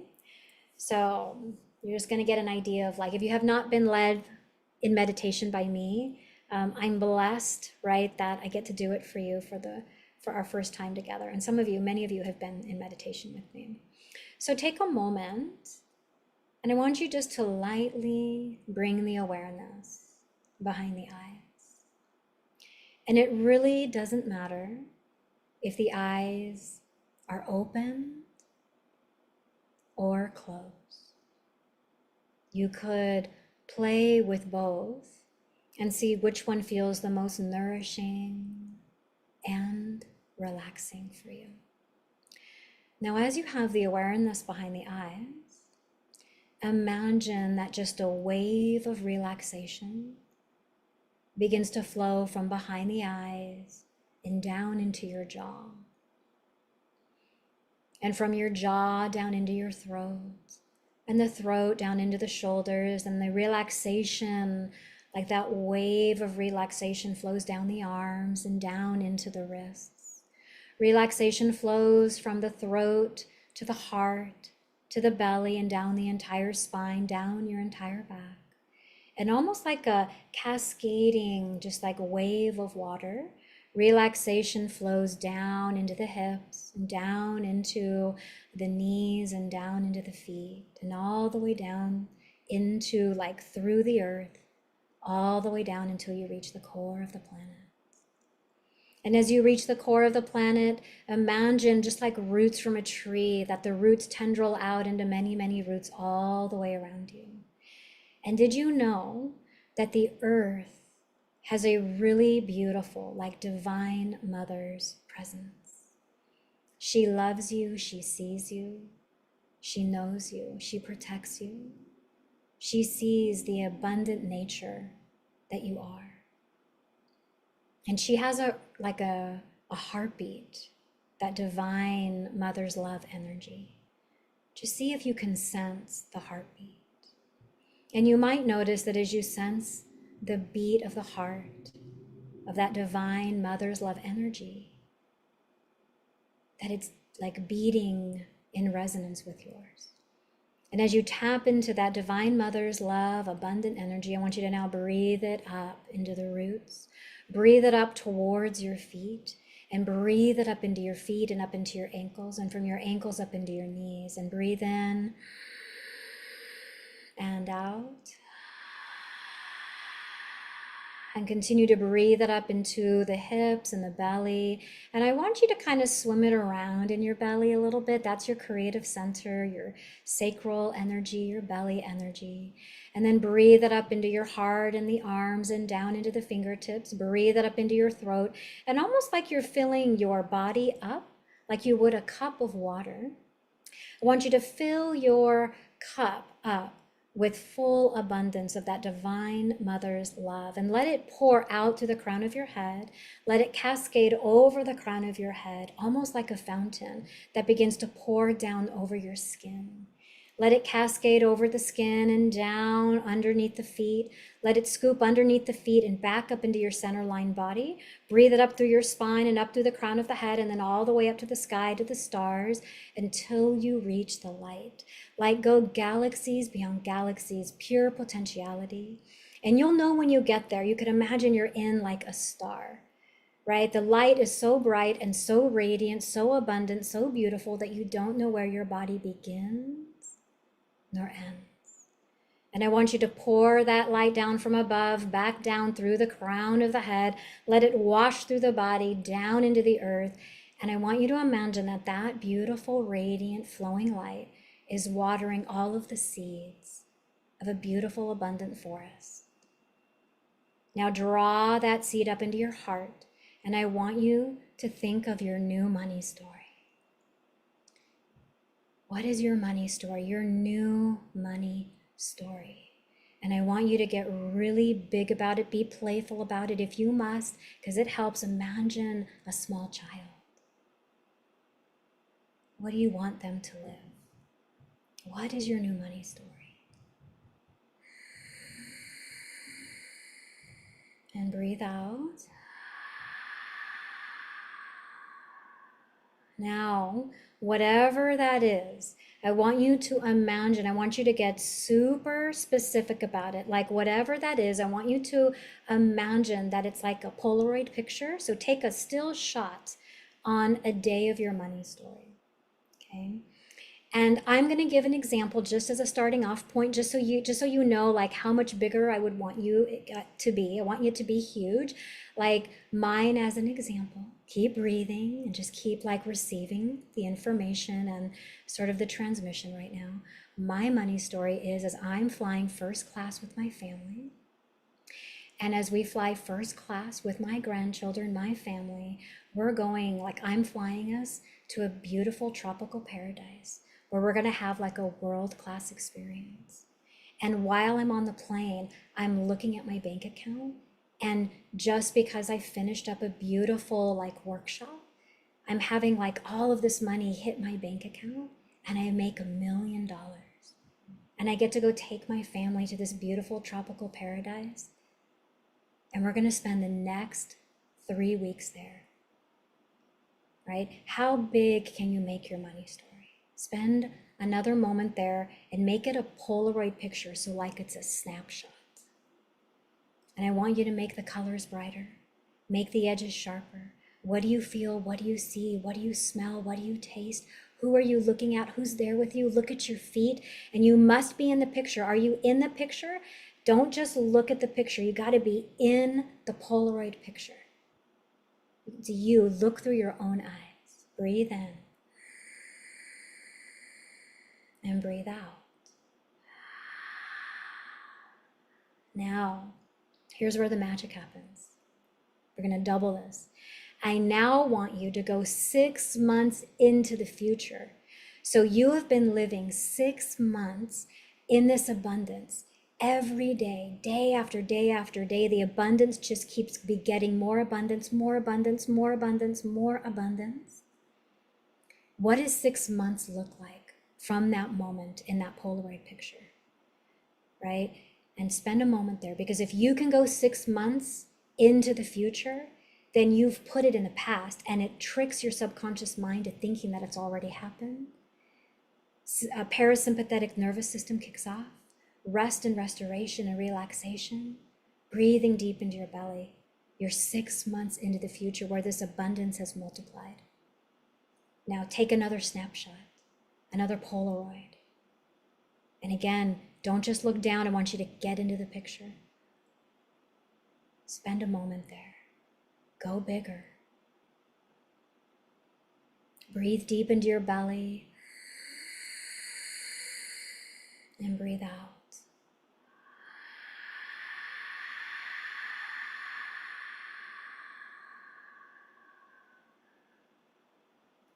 Make the colors sharper, brighter.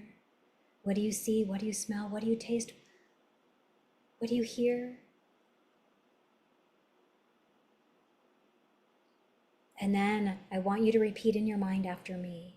Thank you, more of this, please. Thank you, more of this, please. Thank you, more of this, please. Take another breath deep into your belly, inhale. Open your mouth, exhale.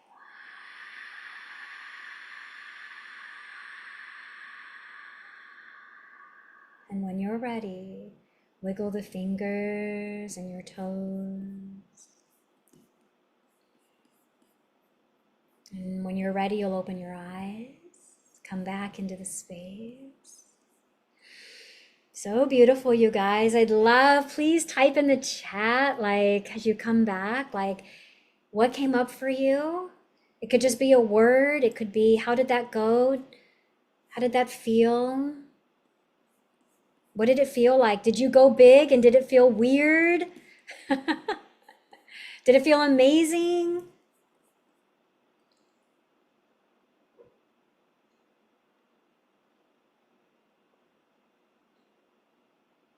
Abundant. Yeah. Comfortable. Beautiful. Ooh, I love that it felt comfortable, Kathy. That's so good. Yes, it felt great. Yeah, you're ready for it? Awesome. I was there. Yes, Jess. So good. So good. Yeah. I felt a chill when the energy was coming back up to my head. Ooh, that's so good. Yeah. Got a little like Kundalini rising in there. Yeah. So good. Yeah, so beautiful, you guys. I was living my dream life like I was destined for it. Yes. Yes. Thank you. More of this, please. If I could give you one tip, you are leaving tonight. Anytime, like the tiniest thing happens for you, thank you, more of this, please. Thank you, more of this, please. You find a penny, thank you, more of this, please. Someone lets you in on the freeway, thank you, more of this, please, right?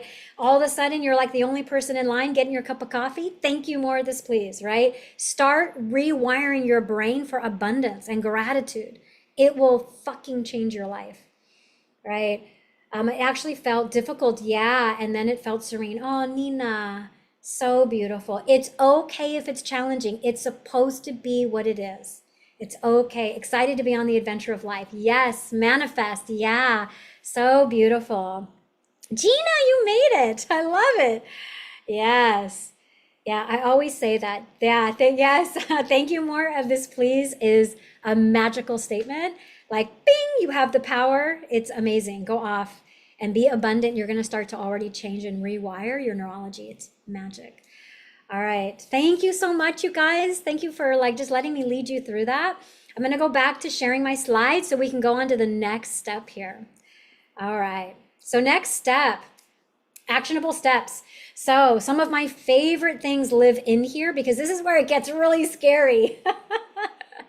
Nothing makes me want to recoil more than taking action. And so I've got the cure if you struggle with taking action, okay?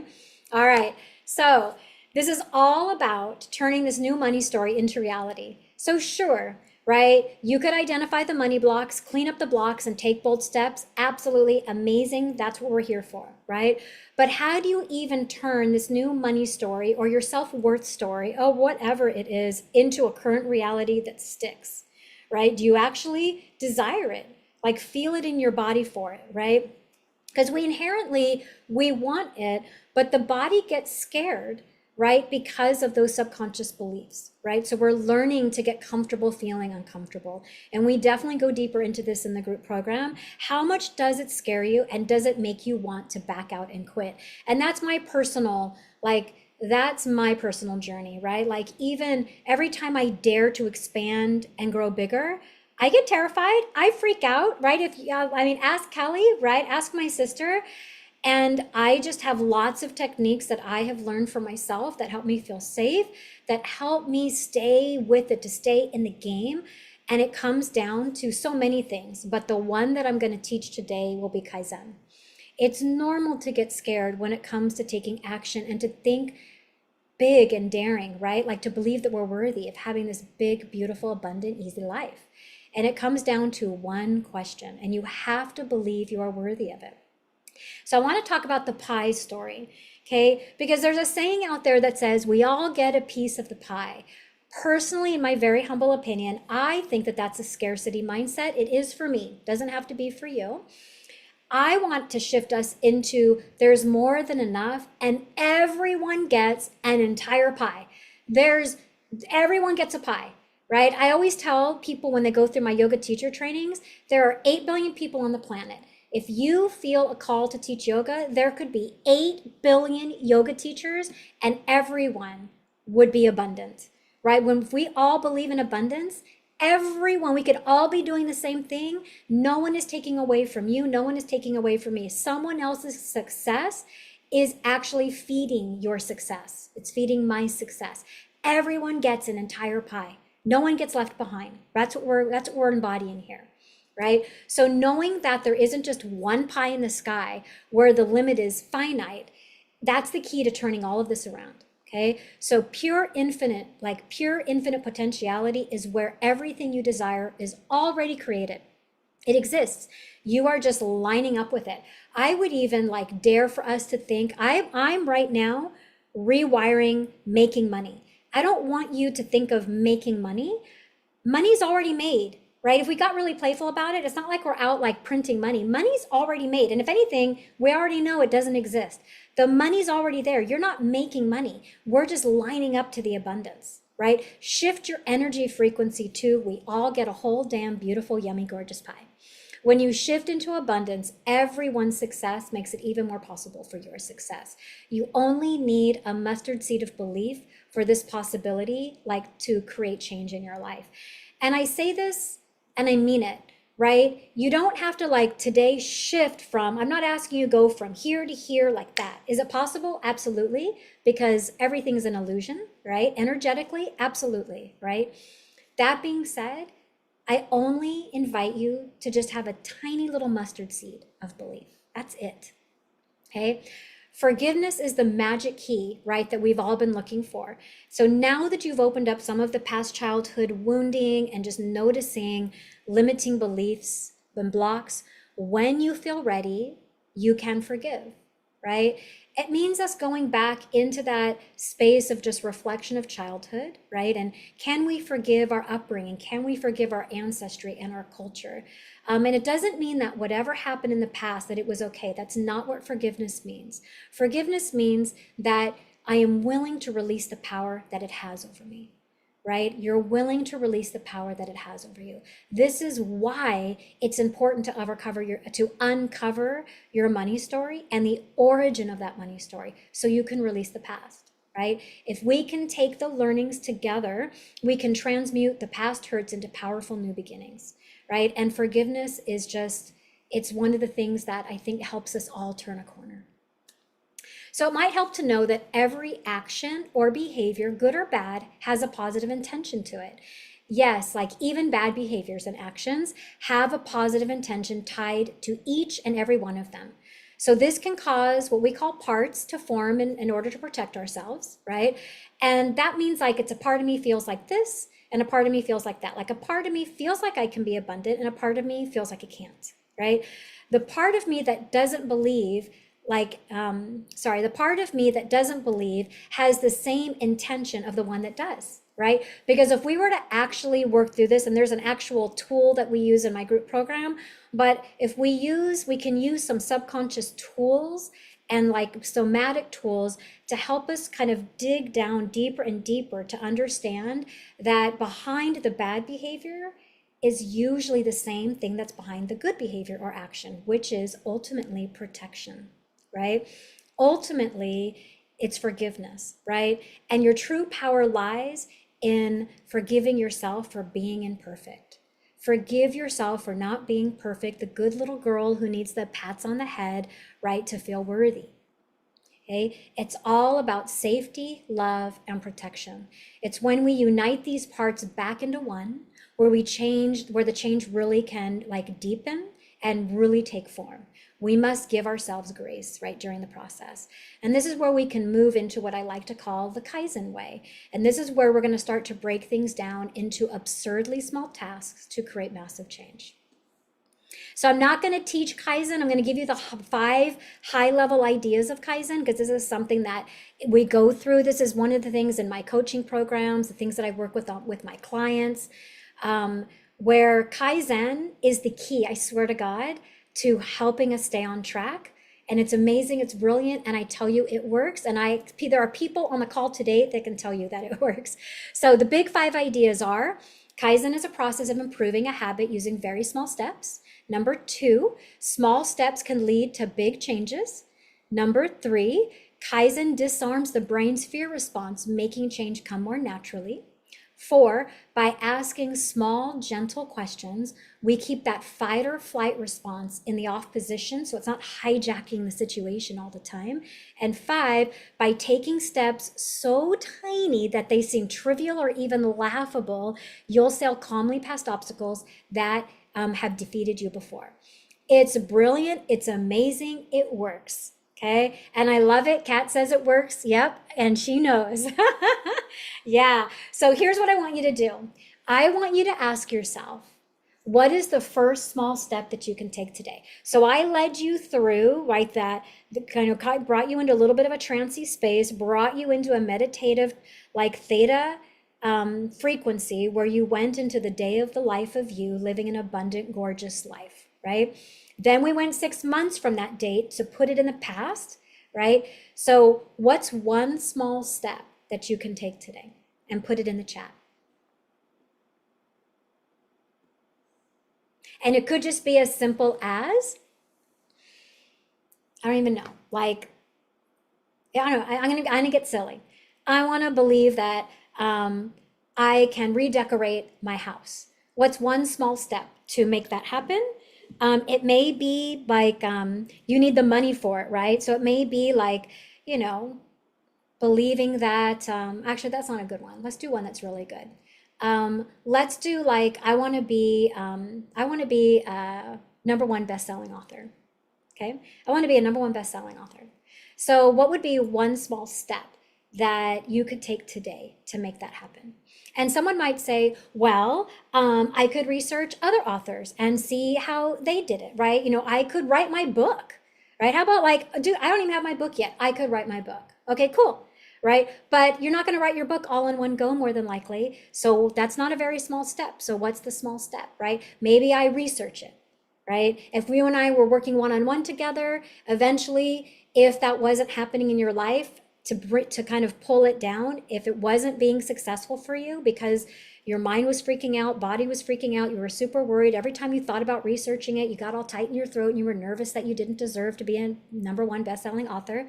Maybe the small step is just like open your favorite book and just read from an author you love.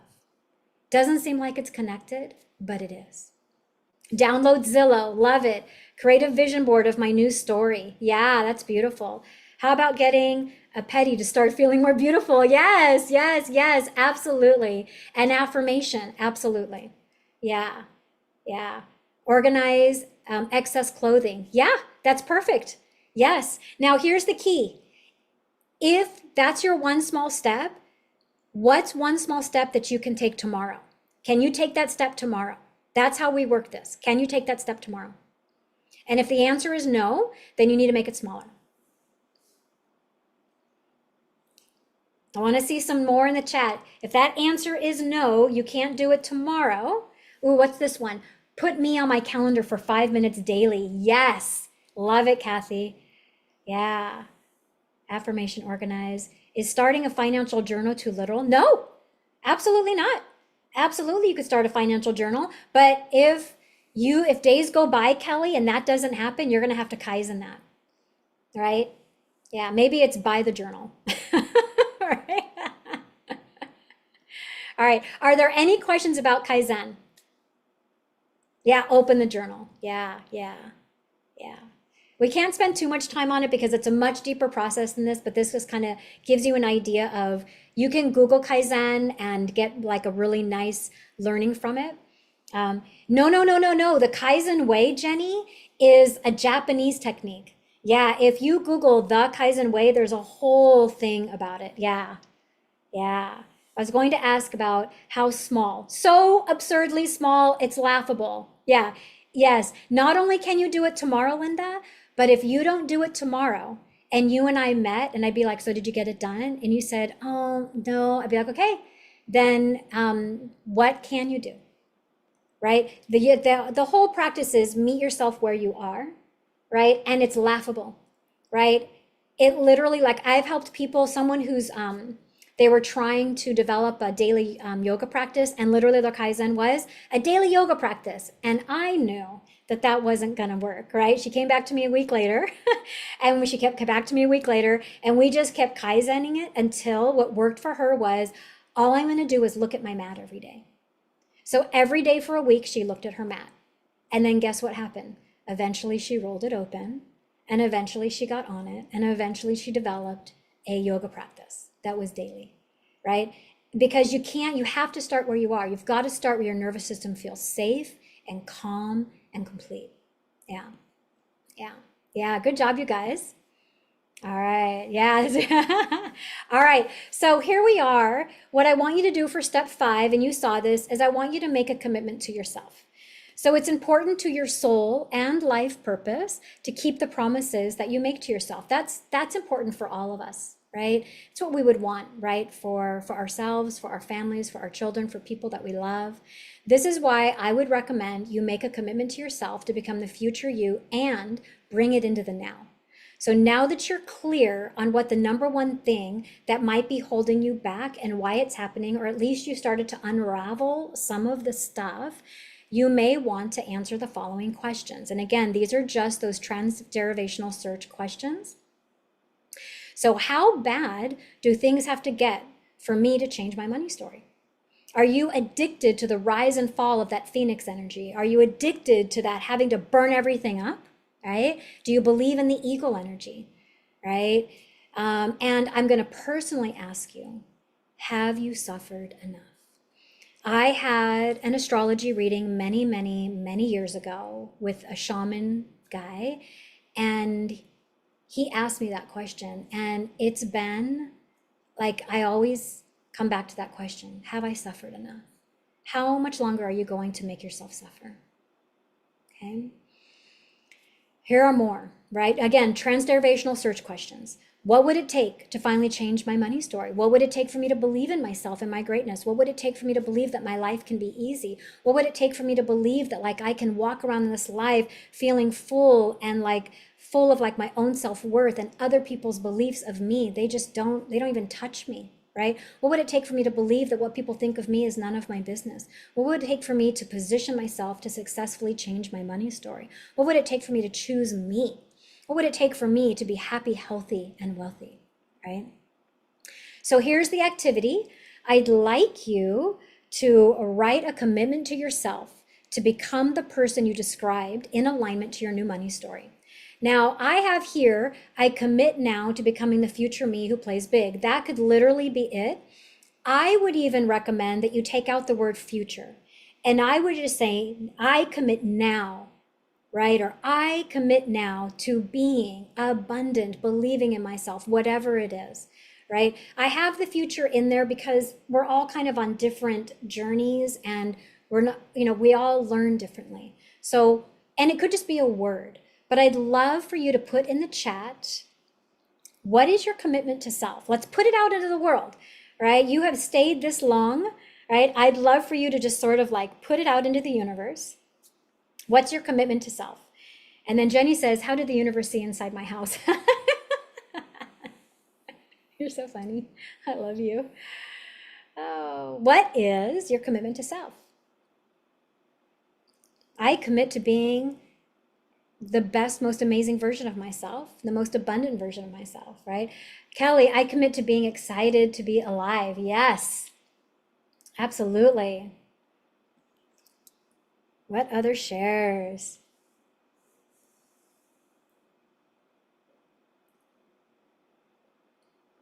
Pop it in the chat when you're ready.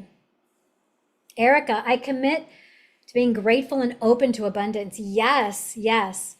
I would even add in there, Erica, I commit to being grateful, open, and receiving abundance. If you want it. Gina, I commit to decreasing stress for my life. Yes. Yeah. Chris, I commit to small action steps daily that move me in the direction of who I want to be and how I want to live. This has been working for me lately. That's beautiful. Yes, Erica. Yeah. Reminding myself that other people's opinions are their own reflections. Yes. So, is that Nina? Nina, your all of our new mantra is perception is projection. What other people think of me is none of my business. If you are a codependent, highly sensitive person, empath, let that be. It sounds selfish. And I want you, it's self-full, right? What other people think of me is none of my business, right? Val, I commit to being safe to receive amazing abundance. Yeah. Elizabeth, I commit to laughing and dancing to move forward with joy. Uh-huh. Gina, I would actually, that's totally great what you have, but you could even shift that to something from a scarcity, like decreasing stress, to, and sometimes that's where we have to start. So feel free to reject this, because I know personally I had to kind of start from the place where Gina is, committing to decreasing stress for my life. Sometimes we have to start in that space and then move towards new affirmations that move towards abundance, because it's so, we're in that space. It's hard to like think positive and have it stick. So absolutely stay with committing to decreasing stress for my life, but I'd love to see that like committing to increasing ease and abundance in my life, right? Start seeing if we can start rewording some of those like things. And again, start in that area if that feels really good. And then Jenny says, I have been writing an affirmation every morning that has evolved into this. I commit to being, other non-money goals. Yes, and financially free. Love it. Yes. Kat, I commit to embracing abundance and believing in myself. Yeah. Kathy, I commit to being in positive flow and amazing abundance. Yes. Nikki, I want to commit to acting as if. Uh-huh. Yes. And that's one of the beautiful keys, is you just want to start embodying these things. Like as you commit to this and you start taking those small steps, you just start thinking of like, who is she? Who is the me that lives that now? How does she act? Who is she talking to? Who is she surrounding herself? What does she believe? And then start acting in that as if energy. Yeah. Okay, good job, you guys. Sherry, I commit to believing in my greatest self, staying focused and creating boundaries to keep me on track. Love it. Yeah. I commit to trusting and believing in myself. April, beautiful. Yeah, Sherry, I would even like to even make that ease, like more ease and more abundance. I would say I commit to believing in my greatest self, staying focused and creating boundaries that make keeping me on track easy. Like add some more ease into that. Like I commit to believing in my greatest self, and that staying creative and on track is easy and fun and playful, right? And then Rose, I commit to feeling worthy of being treated with love and respect from the one person in my life that I should know better. If not, then know that I can and have love and abundance on my own. Oh, that's beautiful, Rose. Yes, yes, absolutely. Okay, I hope that felt really good. Those were really great shares. I love it. Thank you so much. So here's what we covered during this workshop today. Number one, what your money story is and why it's important. Number two, the origin of that money story, and then how to rewrite your new money story. So step one, and you know what's so funny is it's so tiny on my screen that I got to get my glasses. So identify your money story. This would be phase one. So we would go deeper, right? Discover your money story and how it drives your limiting beliefs, ultimately squashing your self-worth. So we would get more and more and more into this, uncovering really what's going on at your subconscious like layer belief. And I'm a queen at this. Like this is one of my superpowers. I love this. Okay. Phase two, identify money story origin. So we're going to identify the root cause of your money story by examining your childhood experiences, generational and ancestral wounding, to heal and release them from your deepest transformation. So this is kind of like you're seeing the story, right, that we uncovered through our training today. And then phase three would be the money story reframing. So receiving the tools to feel safe in your body and reframe your old scarcity mindset into a magnetic, abundant mindset, right? And literally some of them are going to be profound, and some of them are just going to be me saying silly stuff like, thank you, more of this, please. Like that's going to change your life. Like I've got a whole bunch of stuff, right? And then create your new money story. So getting super playful and learning how to receive wildly so you can create your new money story from a place of absolute joy and freedom. And then phase five is embodying your new like abundant way of being. So finally, you'll begin to embody the new way of being and open up the channel to a magnetic state of flow and abundance. This is all about getting you started to really gaining traction and turning the corner on your abundance story, right? On your money story, and creating that life of abundance. Yeah. So I do have people here today who made a powerful decision to work with me in the past, to share sort of their experiences. And we have a few of those goddesses here today. The first one's going to be Chris. Chris, are you still on the call? I know it's late for you, honey. I am, which is All right. to you because there's no way I'd update if it wasn't for you. So You are so sweet. All right, let me stop sharing. And I'm just going to I'm going to highlight you if that's okay, Chris. So I'm going to spotlight you, babe. And then she's just going to share, just so you know, I told everybody that they pretty much could say whatever they want. So I have no idea what they're going to say. So Lisa and I met, gosh, it's been maybe a year and a half ago, and we were in a cohort together. So we did some work together. And one thing I know about Lisa that I can pretty much say, she goes above and beyond always. Always, always, always. She's going to go the extra mile for you every single time.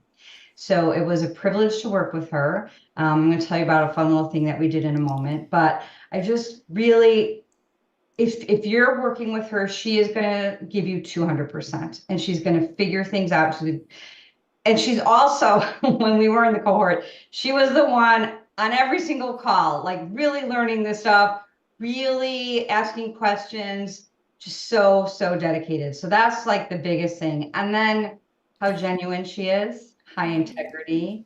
And always feel very, very safe with Lisa, which for me is so, so important because I am definitely an empath and I need little kit gloves when you're working with me, which she gives to me. So I love that. She's also very smart and dedicated. So the fun, really, really fun exercise I want to talk about though, we did some very serious, deep work, but at some point in my life, I decided that going to Starbucks every day and getting a mocha was a good idea. And my hips did not like that. My body did not like that. And I was like addicted. And I've been doing Starbucks forever. So it was really weird that I got so addicted. So Lisa gave me a subconscious exercise called mapping across. And we were laughing so hard while we were doing it because we were like, we don't even know if this is going to work. Right. And so she came up with a replacement, which I will not even share with anyone. I might share it. All right, you can share it. It was so beyond disgusting, okay? And so she mapped it across so that when I wanted to go for my Starbucks, like that sick feeling of what was in that cup would be there instead. So I woke up the next morning laughing to myself, going, this did not work. I want my Starbucks. And then immediately after I said that to myself, I did not want my Starbucks. For 6 months, I didn't even walk into Starbucks. The little emblem on the cup sickened me. Okay. And then after I thought I was safe and like, I'm not going to get addicted again, I do want to admit that I did go in there and I got the mocha and I don't even like it anymore. So that is my fun story of what Lisa and I did together. Oh, Chris, thank you so much. Just so you guys know, mapping across is where basically we find out, it's a technique where we find out how your brain has stored, like on an unconscious level, the way that like Chris stored in her brain what a Starbucks mocha is. So I figured it out based on what we call submodalities. So I asked her questions, we figured out what it was, and then we equate it to something gross. And it has to be equivalent. So I'm sorry if I gross you out, but we were going back and forth and she was saying, well, could it be this and could it be that? And I went, I have an idea. I go, how about a cup of diarrhea? And she's like, oh my God, that would be so gross. I'm like, okay. So then I figured out how she maps a cup of diarrhea. And then what I did is I mapped them across. So her brain literally mapped what she thought a Starbucks coffee was into what a cup of diarrhea is. And she never had another one. No, it really worked. And it was bizarre because I can't even explain how I just woke up and I was like, oh, I'm going to Starbucks. And then I was like, oh, no, you're not. It was very interesting. So hilarious. Subconscious work is where it's at because it really is 90% of who we are. And I don't know about everybody on this call, but I've been doing this. I'm 59. I've been doing the same old like, oh, it's going to happen this year. It's going to happen this year. Like saying this to myself for 25 years, right? We think we're going to change it. We like, what's the definition of insanity? Doing the same thing over and over again, thinking you're going to get a different result. And unless you work with your subconscious mind, you are not going to get a different result, in my opinion. So Yeah. Oh, yes. I'm going to bed though, guys. right. So I'm Mwah. going to jump off and thank you so much, Valerie. Thank you so much, All right. Chris. Good to be on. Great workshop, Lisa. Thank you. Thanks, babe. Bye-bye. All right. So hilarious. I just think that's so hilarious. All right. And then who else would like to jump on next? Kelly? Okay, good. I'm going to go ahead and highlight you.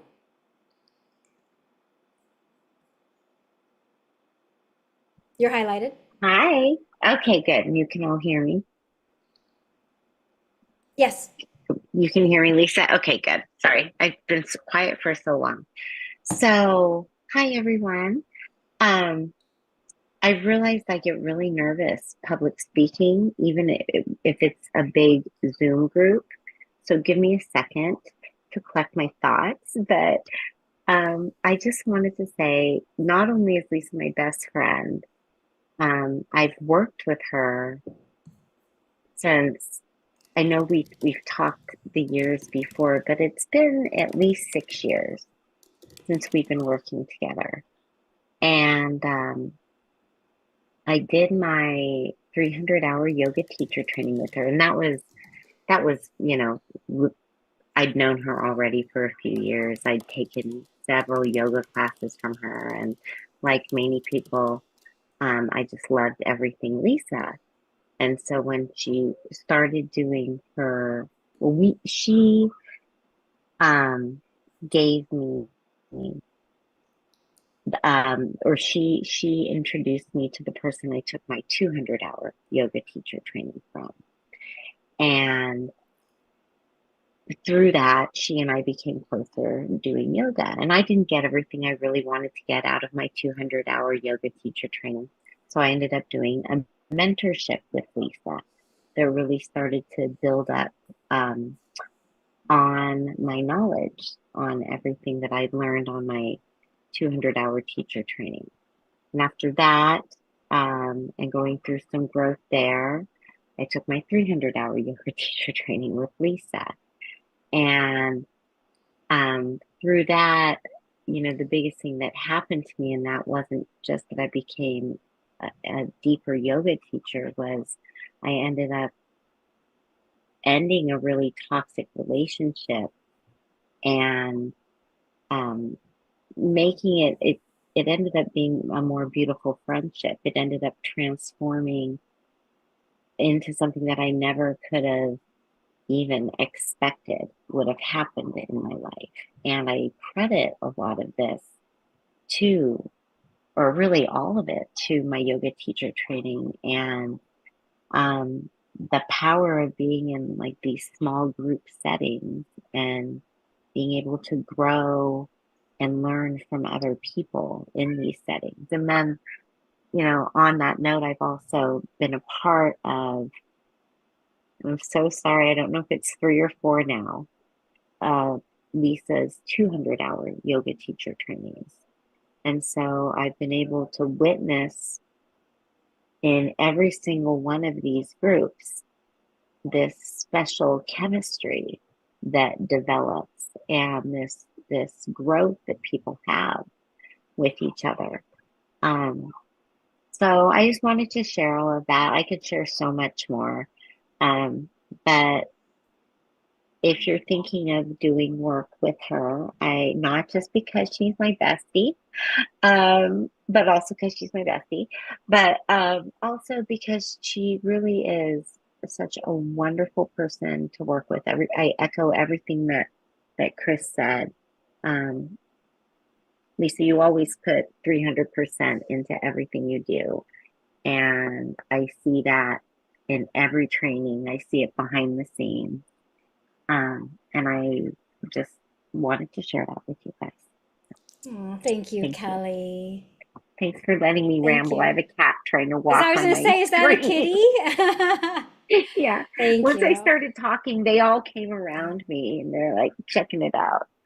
And certainly, while I love that you guys are talking about me, and I really appreciate that, well, I love that so much, please do share like it's about you. So what was what was your transformation? I mean, I love that you're talking about how amazing I am, and I think that's so incredible. Yeah. But please talk Yeah. about, no, that's okay, Kelly. I'm just, yeah, just please like, yeah, less about me and like more about like what was your experience in your transformation. Though I did tell them they could talk about whatever they want, but I just want to take the focus kind of off of me and more about like, you know, the change that you guys had experienced. But Kelly is my bestie, so like I put in the chat, she's a total biased opinion. All right. And then it's Elizabeth or Saya or Jess. Who wants to go next? Jess. Yes. I'm gonna Hi. Jess, So let's glad to put be you. here in this group. Yeah, and to see so many Hello. amazing women's faces. I love it. I'm all about women empowerment. Um, I absolutely love being a student of Lisa's and a mentee. I would definitely consider her a mentor to me. I loved yoga, taking her classes, and I particularly loved her teaching style, which drew me into her. Um, and learning more about her programs and what she offers. And I can't wait to just continue on in this program. So I signed up for a teaching certificate for her yoga program, but I received so much more. Um, I can give a bit more of a testimonial side. I was going through a ton of struggles internally that at the surface level, when I started the program, no one would have known about. And without any like poking or probing, I would have never dared to share with anybody. I'm just that private.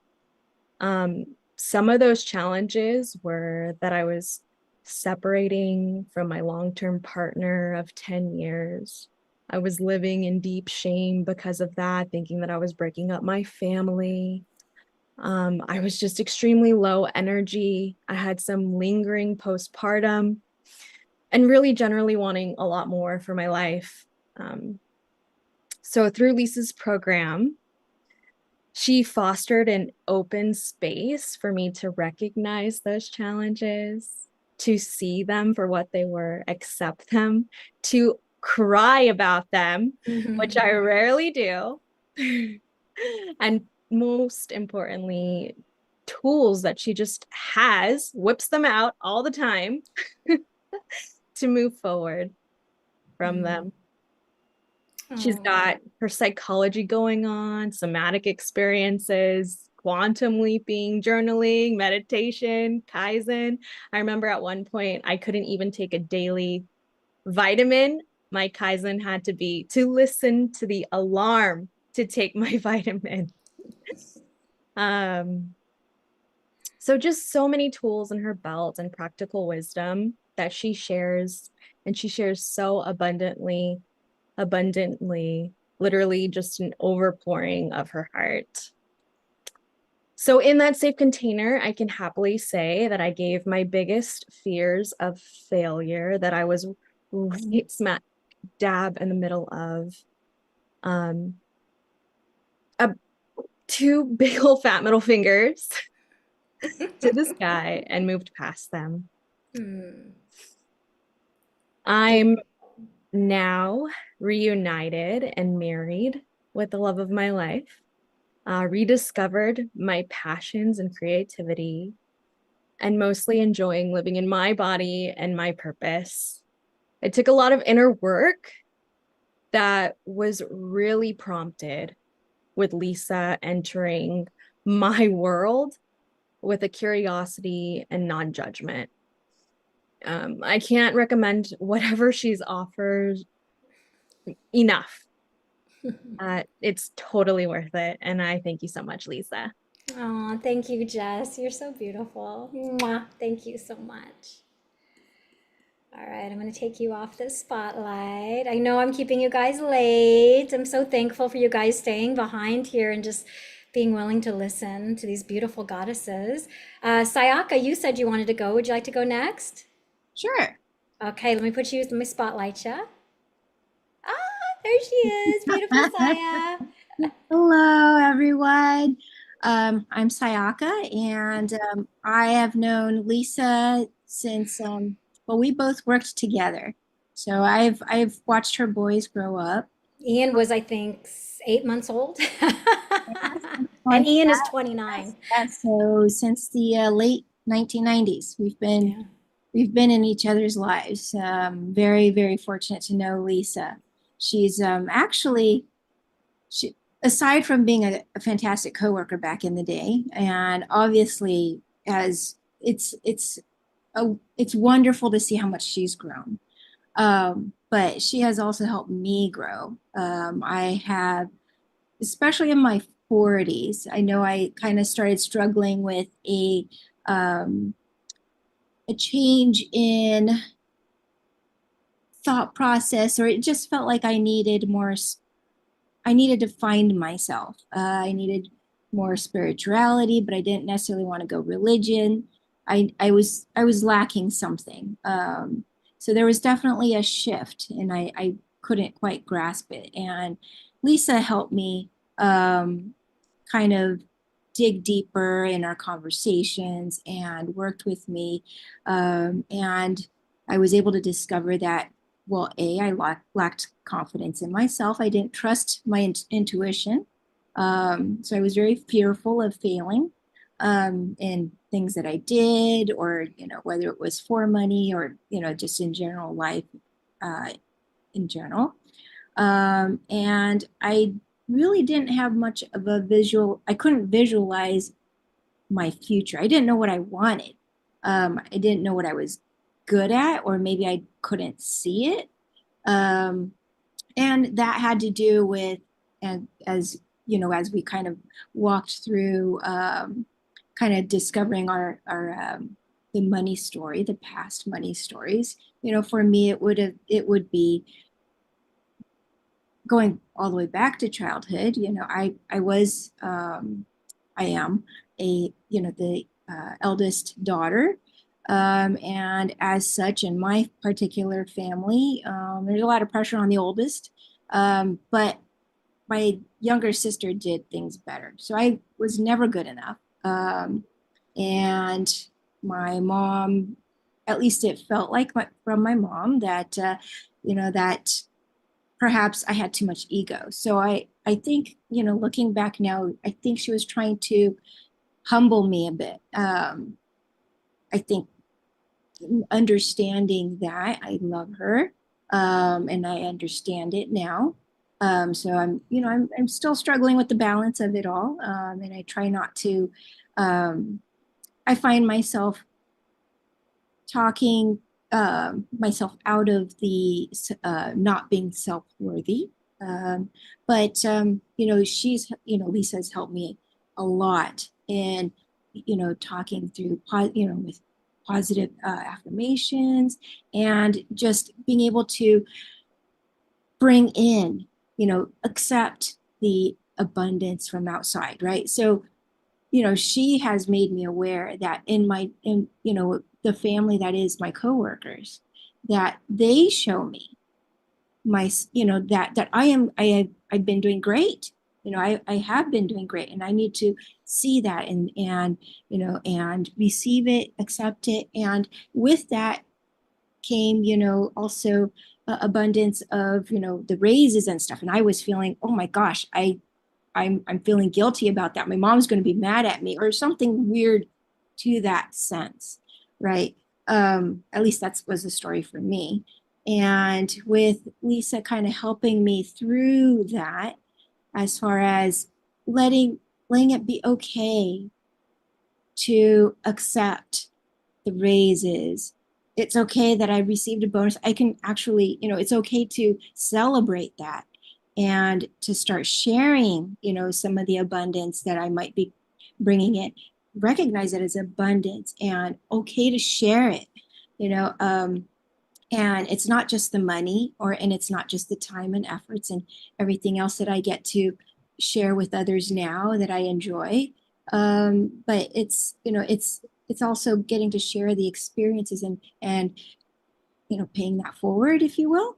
So I highly recommend Lisa, and it's great, through this workshop to hear how much she's grown in more tools and whatnot. Because I know like um, she has brought to me the technique of breathing and introduced me more into yoga because I was not confident to even try that. Um, but her technique, she, little baby steps, she works with you, she sees you, she's very intuitive. I highly recommend, working with Lisa because she will help you be the best person you can be and live that life that you deserve. So that's I guess that's my spot. Thank you. Yeah, thank you, Sayaka. Thank you so much for sharing. Thank you. Like, just thank you so much for being here and just sharing your heart. Yeah, beautiful. Thank you. All right. And is Miss Elizabeth still here? Yes. Elizabeth, would you like to come on, my love? Yeah, I have my disco lights on. I So love your disco lights. I uh, gotcha. it's rave time at night here. Well, I've known Lisa less than a year actually, Yeah. because she was teaching yoga at my yoga studio, which is a place always of goodness that brings me all kinds of things. Um, and first, I just want to say, when there are people in the world that are willing to give of themselves, because Lisa does yoga for anyone, it's free.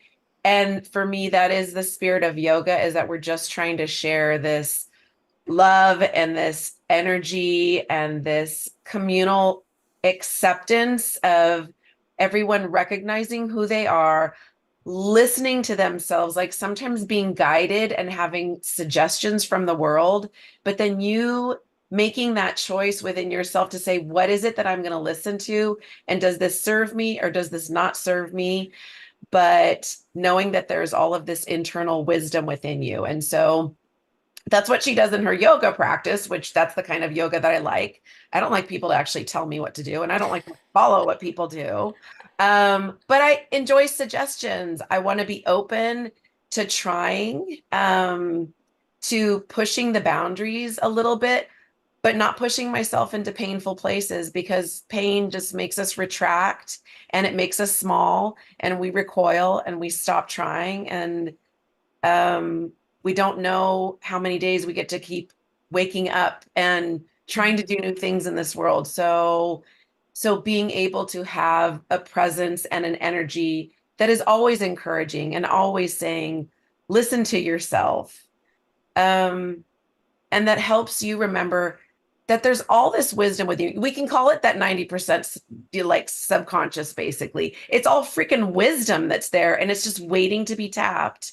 Um, and so that has been my experience. I did a quantum time release, and I love that Lisa, when she was talking about it, she said, it's woo woo. And I was like, oh, that's such a good word, because I'm in the healthcare field. I'm all about, there's a quote unquote way that you do things to make things better. And woo woo is that stuff that you can't necessarily explain. And you're like, what the fuck am I actually doing? And I don't understand this at all. But again, just kind of surrendering to that moment and doing those quick questions and seeing and actually not even knowing, like, you're pulling answers out of your ass and you don't know where they're coming from necessarily, but it just breaks the cycle in your mind of always overthinking things and wanting to get the right answers and wanting to be right. Who is there to say what's right and what's wrong, right? So you being able to use your own voice to say anything, and for it to actually just stop I think the perseverative state of our minds, where we lock in and we want to get it right so much that we don't speak up and we don't use our voice. So just being able to say something is more powerful than saying nothing sometimes. Yeah. Yeah. And how wonderful that we get to write our own stories, that we are the authors. And I think that's a beautiful thing. And it's really exciting. So thank you, Lisa. Yeah, thank you. Yeah, so Elizabeth did do my quantum time release. That's something that we do in the group program. That'll be part of the group, the quarterly workshops that we do. Quantum time release helps us release anger, sadness, fear, guilt, and shame. So really some of those core emotions. It's an amazing technique and it's very sciencey and woo at the same time. So really cool, very quantum physics.